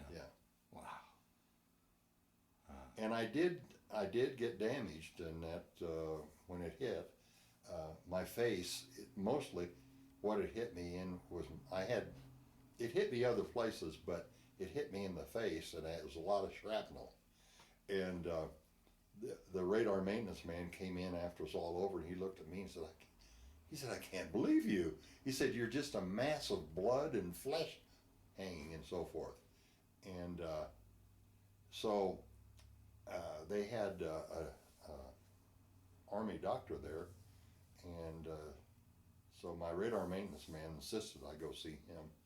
And I went over to see him, and he fixed me up and so forth. And said, well, basically all that you need is time. You see this thing right here, that's all that's left of it right there. That's the only thing I came out with. I had a lot of stuff for a while, but it kind of went away after some time. And he gave me some medical report. He said, now, when you get back to your unit, he said, we can't do it here because we don't have personnel here, but he said, when you get back to your unit, give it to them because you need to be awarded the Purple Heart? yeah. And I thought about that. I thought I'd seen all these bodies of these guys laying dismembered and all, and I've got a few little things on my face. I can't do this. Oh, wow. And I threw it away.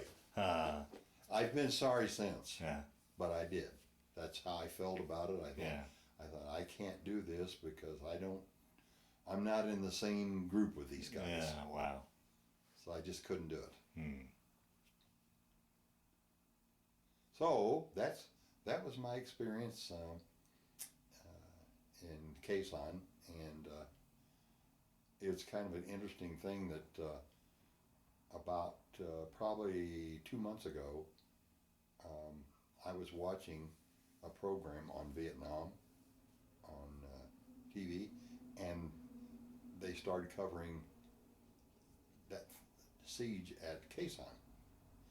And I saw my radar unit there. Oh, really? Oh, wow. Yeah. And it just, took me right back to those days. That was in 1971. When you say took you back along those lines, how was that through the years? Did you experience any sort of flashbacks, nightmares, or anything come back to you that you... Yes, I was on medication, and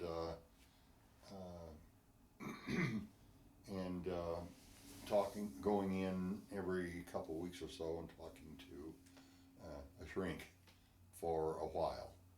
And I finally got myself together. And I said, hey, there's enough of this. And I quit taking the medication, and I think started praying more. And I don't know how you feel about God and prayer and so forth, but it helped me through an awful lot of things while I was in the service, especially in areas like that I was in. Yeah. It helped me an awful lot, Hmm. and it still helps me today. Yeah. But yeah, I got rid of those flashbacks and all that kind of stuff. The main thing that I'm still dealing with today is you know about Agent Orange. Mm-hmm. Well, I got hit pretty heavy with Agent Orange, and it's a lot of the things that they said could happen as a result of that have happened to me. The latest thing is cancer. I have cancer, and it's cancer of the bone marrow, and not necessarily life-threatening, although had a friend who died of it just recently. I had talked to him a few weeks before he died, and his bones got so soft and brittle that, like, if he'd have done like that, it probably would have cracked his bones. They put him in a wheelchair. He couldn't get out of his wheelchair because they didn't want him to touch anything. And he did die. But my oncologist says that, she says, you're not going to die from this. I'm not going to let you die from this. but she says, I can treat it. And she does. And I have to take chemo every so often. Fact of the matter is, on the 28th of this month, I see her, and probably on the 29th we'll start chemo again. Hmm. But, you know, I feel very fortunate. Wow. I've had some things happen to me that have been, you know, they point back to this Agent Orange because it does some weird things to you. Has the VA been pretty good about taking care of you Very there? good, very good. Okay, good. Very good. I have no complaints about the VA. A lot of people ask me that because of the Right. bad press they've gotten, but I can tell you, and I know one of the offices that got bad press was the a place here in Fort Collins. It's not a hospital there. It's just a Right. clinic, but those people treat me very well. And I have my main doctor is Dr. Holland, and that's where he is. And you know, he's the one that sent me to the oncologist at the VA hospital in Denver. And not too long ago, they were concerned about my bones, and they wanted a bone density test. And so he got a hold of these people out in Salt Lake City who handle that kind of thing, and they sent me a letter and told me that they were going to set up an appointment up in Cheyenne, which they did. Then they sent me a report, and the report was not good. Wow. So I don't know what's going to happen from that. So then I came back from in the meantime, my son qualified for the Air Force Academy, and he went to the Air Force Academy. I told you about that. And then my grandson, his son, went to the Air Force Academy. Wow. Played 4 years of baseball there, and he is now a major at Bolling Air Force Base in Washington, D.C., and he's a doctor. Hmm. So we Got 3 generations of Yeah. service to this country. Yeah. and I got pictures downstairs of all 3 of us. And also my son, when he graduated, presented me with his sword that he'd carried all the way through the academy. Then his son, my grandson, he presented my son with his sword when he graduated Oh, from the wow. academy. Wow. And now my grandson has a baby boy, Gabriel. So maybe someday he'll go to the Air Force Academy. I'll I be don't darned. know. At least it keeps the Howes name going. Yeah. Right. Right. Because I had no brothers. Yeah. I had Right. 5 sisters, but no brothers. Right. Right. So I was the last Howes, and then my son would have been the last Howes. His son would Right. be the last Howes. Now he's had a son. Yeah. so Right. We're going to stay in the picture for a while. So to kind of wrap up your career then, so how much longer then did you stay in the service before you retired then? In when I was I was leaving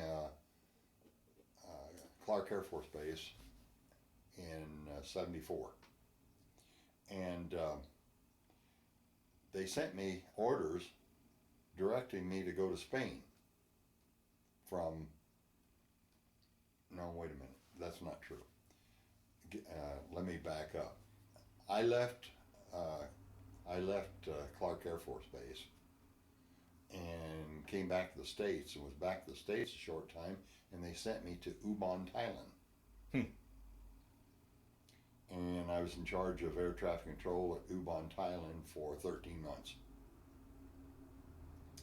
And that was a very stressful situation because I knew I was going to have an interesting 13 months because about 3 days after I reported on the base, my commander, who was a lieutenant colonel, called me up and he said, get your blues on. He said, we got to go see the wing commander. The wing commander was a 2-star general. And I said, well, do you know what he wants? And he said, I don't know, but he said, it doesn't matter. He wants us. So we went to the commander's office there at Ubon, Thailand, and his secretary said, oh, he's expecting you, go on in. So we went on in, and we stood at attention, and my commander, as protocol goes, reported to him. He said, okay, gentlemen, he said, I'm going to keep you at attention because I have some things to say to you, and I don't want any interruption. So he said, I consider the radar approach control unit to be the most important thing on this base. And he said, here's the reason why. And he told us the reason why. And he said, because of this, he said, I want direct communications with HOWES at all times. He said, if I want something, want to know something, I will call him directly. I will not be coming through you, Colonel. Do you understand this? And my commander said, yes, I understand that. And he looked at me and he said, and if you need something, I want you to call me direct. I don't want you to take the time to go through normal things. He said, you call me direct and you'll get it. And that's exactly what happened, although we didn't have a lot of time when we had to do that. He used to come out to the radar unit. One of the problems they had was they were still making bomb runs up into North Vietnam, even though they had pulled most of our troops out of South Vietnam. They were still making bomb runs up there. And we had, I don't know, a couple hundred aircraft there at Ubon, and they were going around the clock. Well, in Thailand, you could have a beautiful, beautiful sunshiny day one minute, and the next minute you would be almost walked off. Almost no visibility at all. Just bam, just like that. And they had aircraft up all the time. And I can remember the times when we had aircraft in the traffic pattern, and we had maybe 4 or 5 pilots who had declared emergency, and we had to decide which was the most critical, so we could line them up in that succession to get the most critical on the ground first. And that's what he told me. He said, this is what's going to happen to you. And he said, I know it's going to be a tough job, but he said, if you don't have controllers that can handle this, he said, then we're out of business. Because he said, I can't possibly send aircraft up because of the weather changes that take place here at Ubon. And boy, he was right on. He was right on, because it could be so perfect one minute and terrible the next minute. And this would go on at night because we were bombing around the clock. So that was a very stressful time, because I felt like that, if you're in charge and something bad happens, you're the one, you can't say, well, my controller did it or he didn't do it. You don't do that, Right. It's your fault. And so anyhow, so I spent that 13 months there, and so when I got orders then, my family wasn't over in Ubon. Yeah, right. They were back here. They were down in Colorado Springs, because they wanted, my daughter and my wife wanted to be close to Mark, who was in the academy at the time. So I got him a place in Black Forest down there, and that's where they lived while I was gone. And so when it came time for me to rotate from Ubon, they sent me orders to go to Spain. And I was going to be in charge of the liaison between the Spanish controls and the Air Force control. And I thought that would be a great job. But, man, I had just spent so much time overseas, and my wife was sick and tired of this. Sure. And so I called up headquarters and I said, I just can't accept this assignment. you're going to have to do something else. And I told them why. And they said, you do not have the latitude of not accepting this.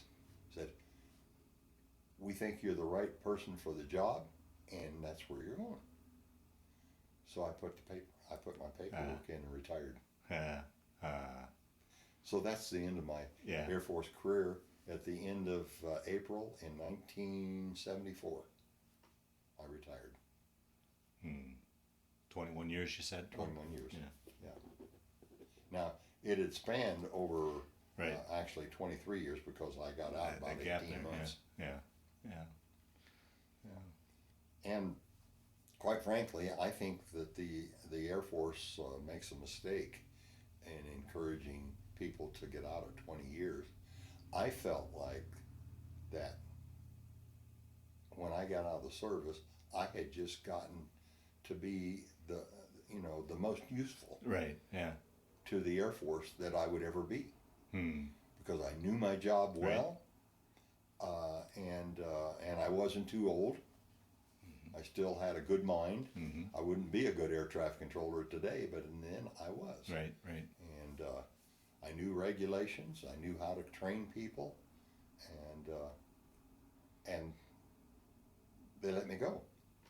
And they do that to lots of guys, and Wow. I think that's shameful. And I'm thinking that they're probably going to make a change to that. But I'm guessing that it won't be long until you won't be able to retire at 20 years. Certainly not with full retirement. Yeah. So, so you put in your papers, retire. How was that adjustment for you after a distinguished career and I mean some pretty amazing situations? How was that transitioning to civilian life for you then? I don't think I had a lot of trouble transitioning to civilian life. My only problem was I was under medication and going to the shrinks and so forth, and I wasn't always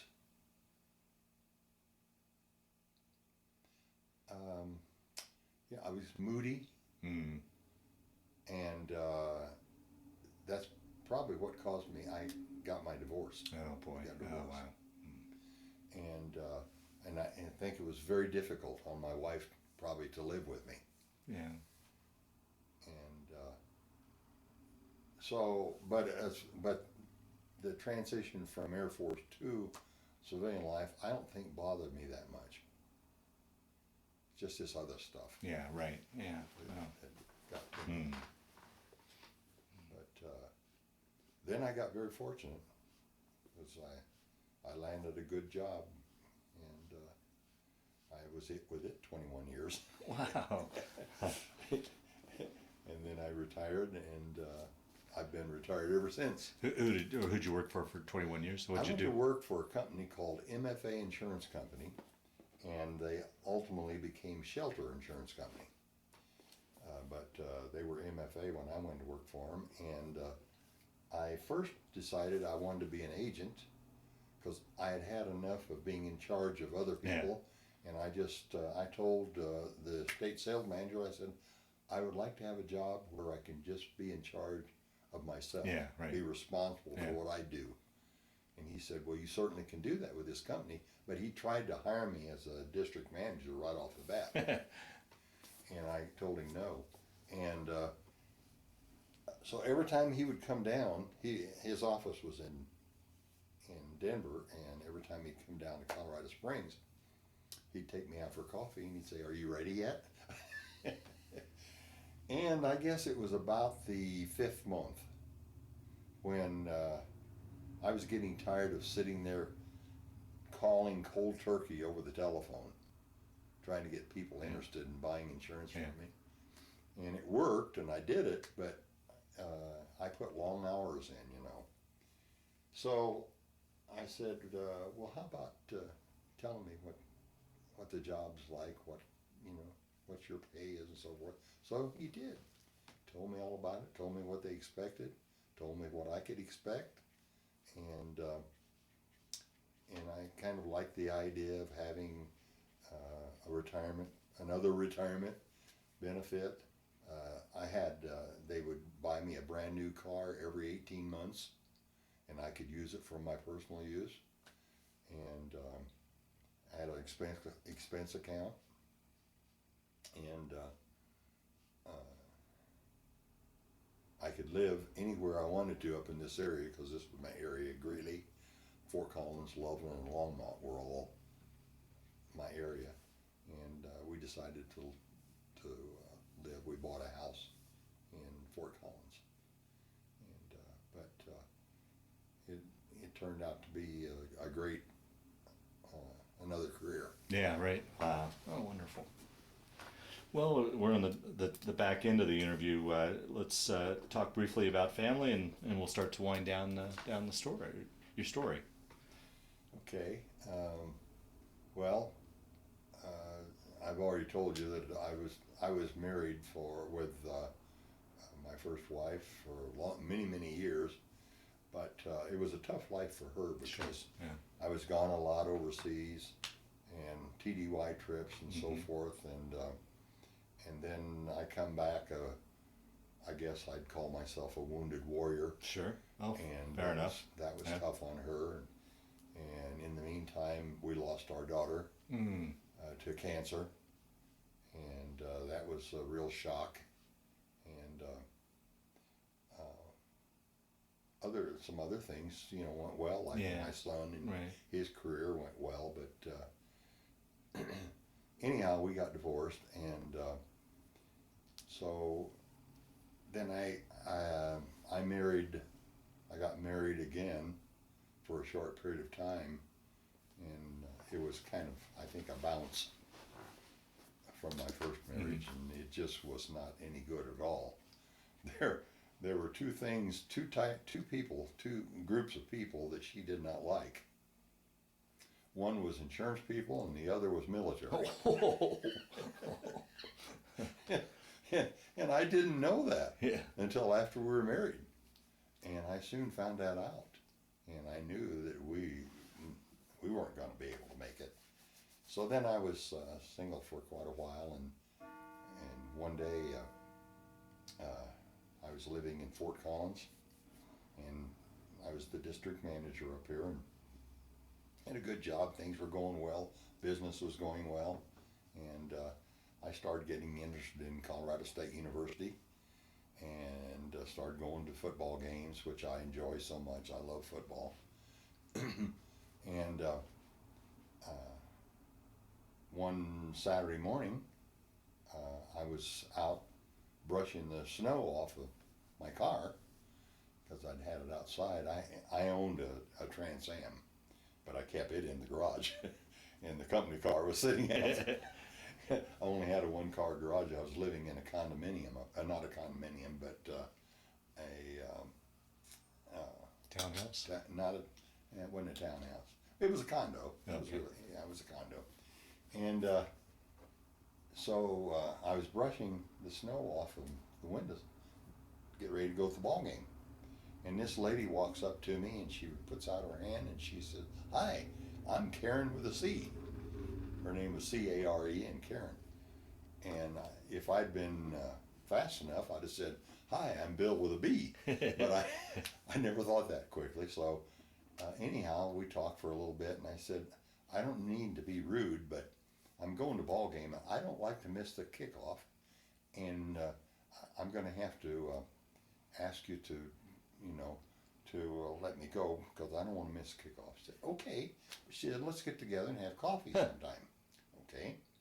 So I went to the ball game. I got to the ball game, and all I thought about was her. I was at the game, but I wasn't at the game. I was thinking about her. She was such a beautiful lady. And incidentally, she's 13 years younger than me. And but I wasn't an old guy in those days, as I am now. Anyhow, I got back from the ball game, and I went to my condo, and I thought about what she'd said. Well, let's get together and have coffee sometime. Well, she lived in the same building I did, except she was up on the third floor on the opposite side. So I went up, walked up to her place, hit the doorbell, and nobody came. So I took one of my business cards and I put on the back, if you're interested in coffee, give me a call. Left it in the door. In about 15-20 minutes, I get a call from her. Said, yes, I would be interested in coffee. So we went to Perkins, the South Perkins that used to be there in Fort Collins, and we were there for a couple hours. We had coffee and pie, as I remember. And but we talked, and she was from Auburn, Nebraska. And her family, most of her family still lived there, although her kids were here. And she had just gotten divorced, and she'd been in her marriage for quite a long time. And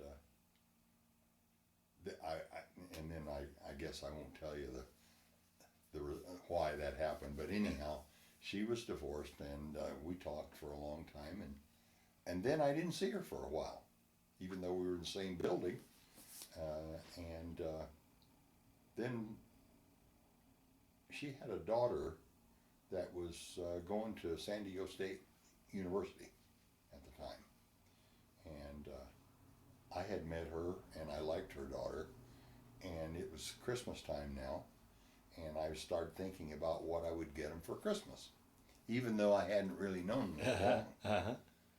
And so I called up Karen and said I'd like to have coffee with her again. Yeah, let's have coffee. So we went and had coffee. And I asked her what she thought would be appropriate for her daughter for Christmas. She told me. So then she said to me, she said,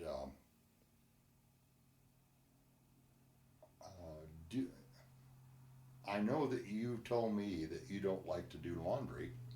She said, I could sure use a few extra bucks. Would you be interested in hiring me to do your laundry? I said, yes, not only that. I said, I can do my laundry, I just don't iron. The only the only thing I ever ironed in my life was a white handkerchief that turned brown. So I said, I don't do ironing. But I said, also, would you be interested in cleaning my house every couple of weeks? Oh, yes, I'd be interested in doing that. So I hired her to do those things. And it really helped her because she was working at Bolts Junior High in the front office. And they don't pay much for that job.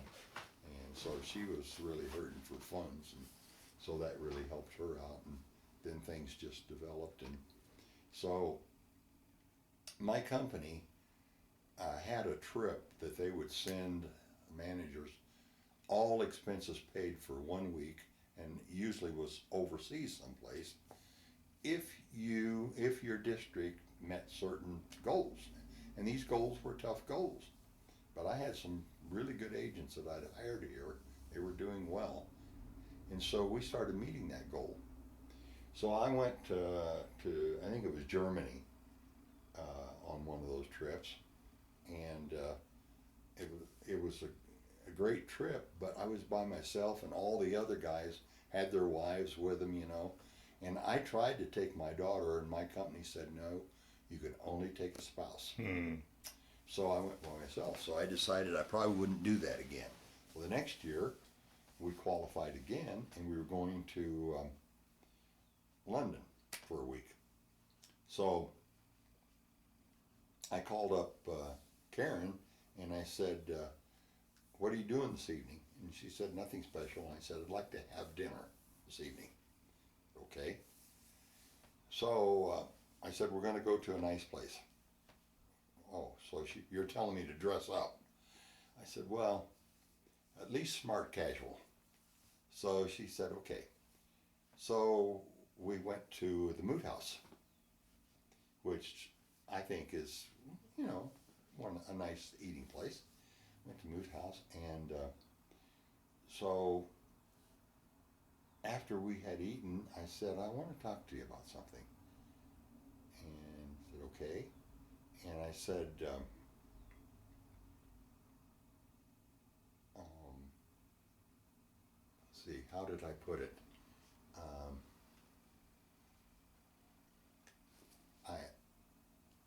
asked her if she would like, I asked her if she'd like to travel overseas. And I knew what her answer would be, but I had to get started saying, Right. and do you like to travel? Oh, yes.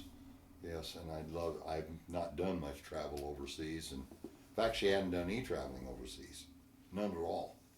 Hadn't left the States. And she said, I've always wanted to go someplace overseas. I would love to go. Well, how much would you like to go overseas? Oh, said I'd give my life to go overseas. How do you feel about London? Would you like to go to London someday? Yes, I would love to go to London. I've heard so much about it. Say, would you like to go bad enough to marry me?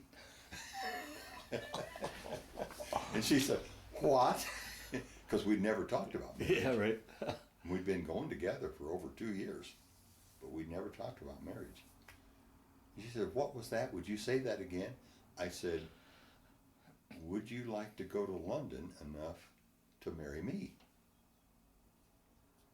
Are you serious? I said, yes, I'm very serious. He said, well, tell me about it. And I said, well, as you know, I get these trips every year, meet certain goals, and the next trip that I'm qualified for is to go to London. Oh. He said, well, do I have any time to think about it? I said, yes, but not much.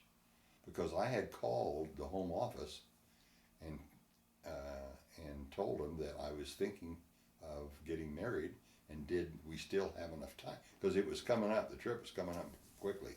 Did I have enough time to do this? Oh yeah.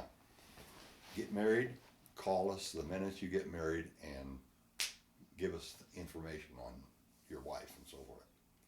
Okay.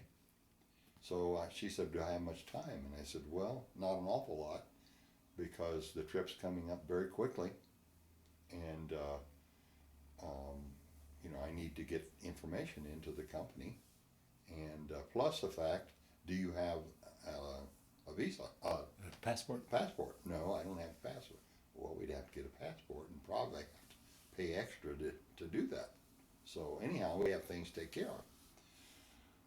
Oh, well, okay. So I took her home, and about 15 minutes later, I get a call, and all she said was, yes. Wow.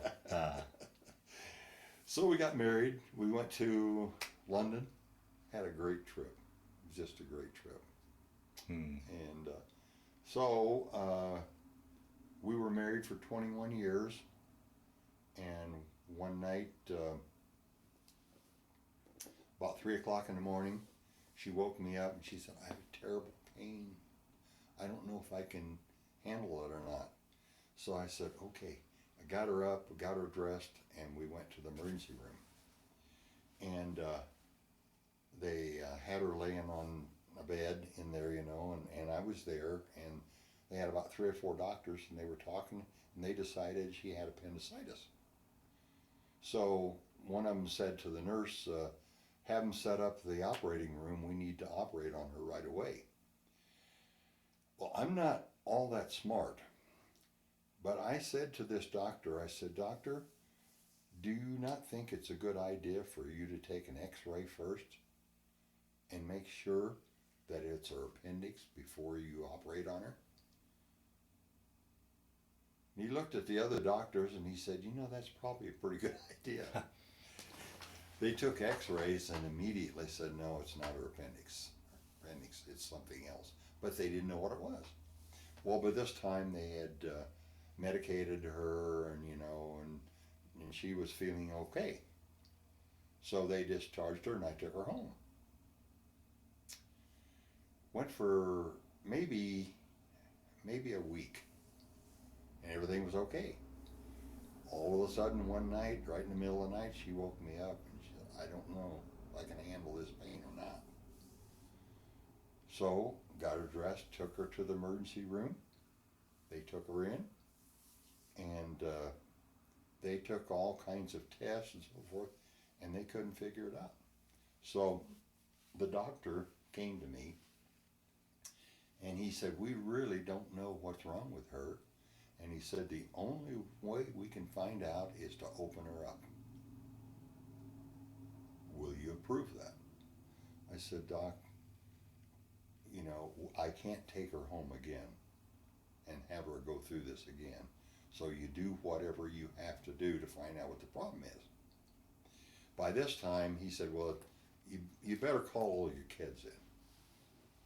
Well, my son lives in Scottsdale, so I didn't call him, but I called all of her kids. All of her kids by this are here. They're starting to come in. Yeah. So they're here. So I knew that there was a problem because we're out there in the waiting room, all of us, and the nurse comes to us and she says, the doctor wants to talk to you, wants to brief you, but he doesn't want to brief you here. He wants to brief you in a private room. Then I knew there was a real problem. So we all went to this private room, and very shortly he came in and he said, he looked at me and he said, I'm sorry, but I can't save your wife. He said, she has pancreatic cancer. Oh. He said, when we opened her up, he said, her insides were just loaded with cancer cells. He said, all we did was just, you know, put her back together. And so then, of course, he said, I know you want to know how much time you have. And he said, I would say probably 3 months.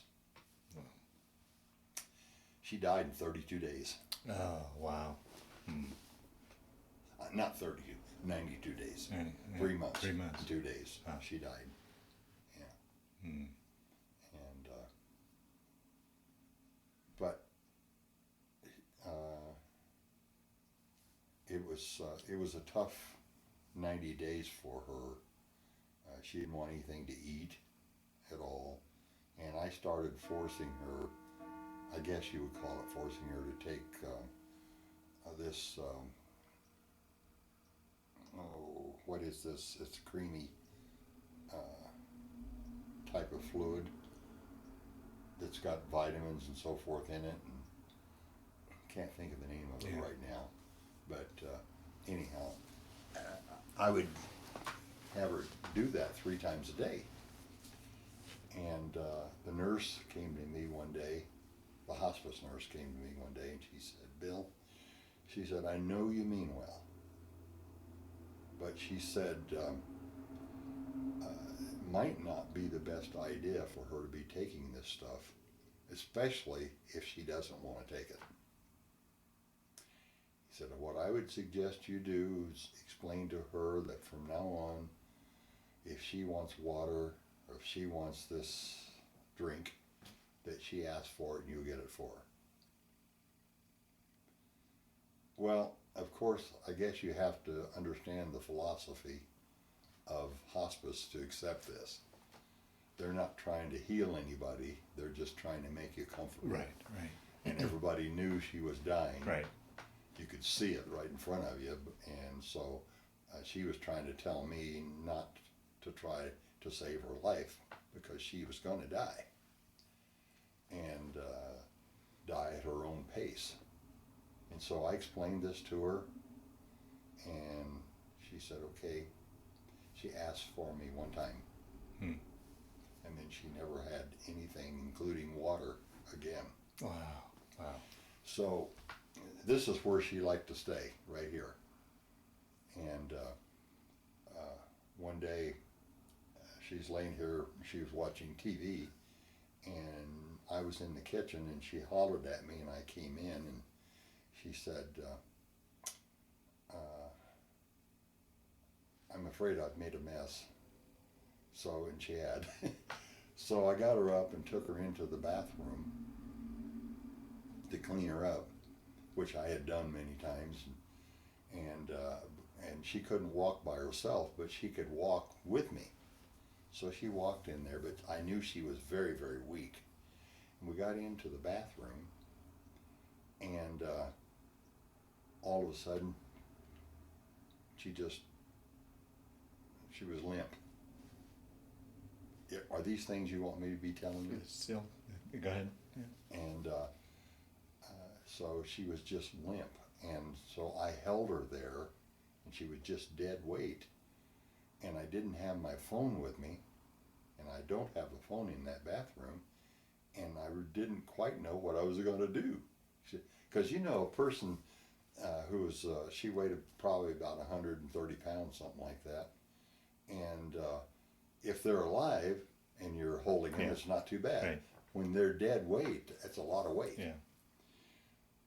Well, I knew I had to do something so I could get to the phone and call the hospice nurse. So I turned her around and sat her on the commode and leaned her up against the cabinet there, and for just a minute, and just enough time for me to get my phone. I came back and called the nurse, and I called hospice, and just as soon as I told them who I was, they said, "You want to talk to so-and-so?" Yes. She was on the phone almost immediately, and I told her what had happened. She said, well, she said, if you can, get somebody to help you and take her and lay her on the bed, because sometimes, well, she had passed out, by the way.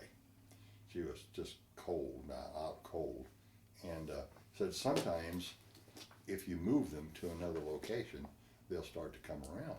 So we took her in, laid her on the bed, and she did start to come around a little bit. So the nurse then came in, and she looked at her and talked to her a little bit, and so then she took me out and she said, "It's time. We need to take her to the hospital." So she called, and they came to pick her up. And by this time, it was very difficult for her to talk. It was hard. I could understand her because I'd been with her, but other people couldn't understand her at all. But if I could hear just a few words, understand a few words, I could tell what she was saying. But I had a bunch of, she loved candles. She had a lot of candles, and I'd lit all of them because it didn't smell too good in here. And my son-in-law, who was the builder, Brad, was standing over here, and they took her in the gurney back behind that chair there. They got even with that chair, and she looked over at Brad, and she said in perfect English, "Brad, don't you leave this house without blowing out these candles." So she was concerned about the house, even though she was, right. Right. almost her last time. So she was. We took her to the hospital that day, and she lasted one more day, and then she died. Wow. And it was tough, and I was right there with her when she died, and saw her take her last breath. And she was such a great woman. I never, ever, ever heard anybody say anything bad about her. Wow. And I certainly couldn't say anything bad about her. She was just a great person. Yeah.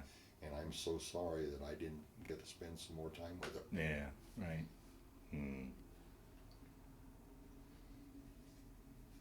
Well, as we wind down this interview, is there anything I didn't ask you that you wanted to talk about, or any other stories that kind of floated to the top as we've been sitting here talking, so that ideally we round out? I know we probably only got the tip of the iceberg of your story, but round it out as best we can. Or do you think by and large we got your story? Yeah, I think you probably got all you want. Okay. Maybe more than you want, but I know sometimes I have a tendency to rattle on. But yeah, I think you probably got a pretty good idea of what happened in my life from about the age 15. Yeah, very good. To now. Well, Bill, I want to thank you for sitting down to tell your story today, but just as important, I want to thank you for your service to our country.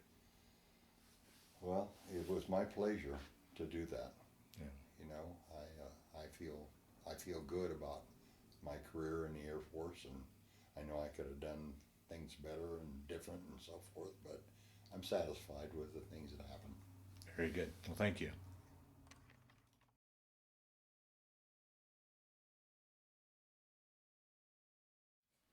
Okay, this was in Quezon in Vietnam, and back in 1971, and we found that we couldn't live above the ground because we were being hit by artillery all the time, and so I had a guy with a front end loader dig a hole, and my radar maintenance man and I, we had one bunk in there, and we took turns. We had to keep somebody on duty watching at night because the sappers would come along and in a place like that and just drop a grenade down there, and you can imagine what that would do to two bodies. And so one of us had to stand at the entrance to this little cave and with an M16 and keep that from happening. On this particular occasion, I was just walking out of it, and somebody took this picture and gave it to me, and then I ended up in an interview that the reporter, Herald reporter, had an interview with me, and she asked me if I had any pictures, and I told her I had this one, and so that's the story of that. Okay, it's just a picture of me when I was on active duty in the service. To be truthful with you, I can't remember where this was taken, but it looks like probably that this was taken maybe 10, 12 years after I entered the Air Force. You can see I still had some hair in those days. And I can't really tell from that picture, but I think that I was probably a staff sergeant at that time. And talk a little bit about this wall here, everything you've got on. This is my son down here to the right, and he went to the Air Force Academy and did his 5 years as a missile officer, and then got out. And then his son, my grandson, went through the Air Force Academy, and he's still on active duty. He's a major and is a doctor at Bolling Air Force Base in Washington, D.C. And then this is just my son. When he graduated, he presented his sword to me that he'd carried during the whole 4 years he was in the academy. And we don't have it here, of course, but my grandson did the same thing to his father, gave him his sword when he graduated. Oh, very nice. And this is just a picture of the whole academy. You can see the chapel there and so forth. And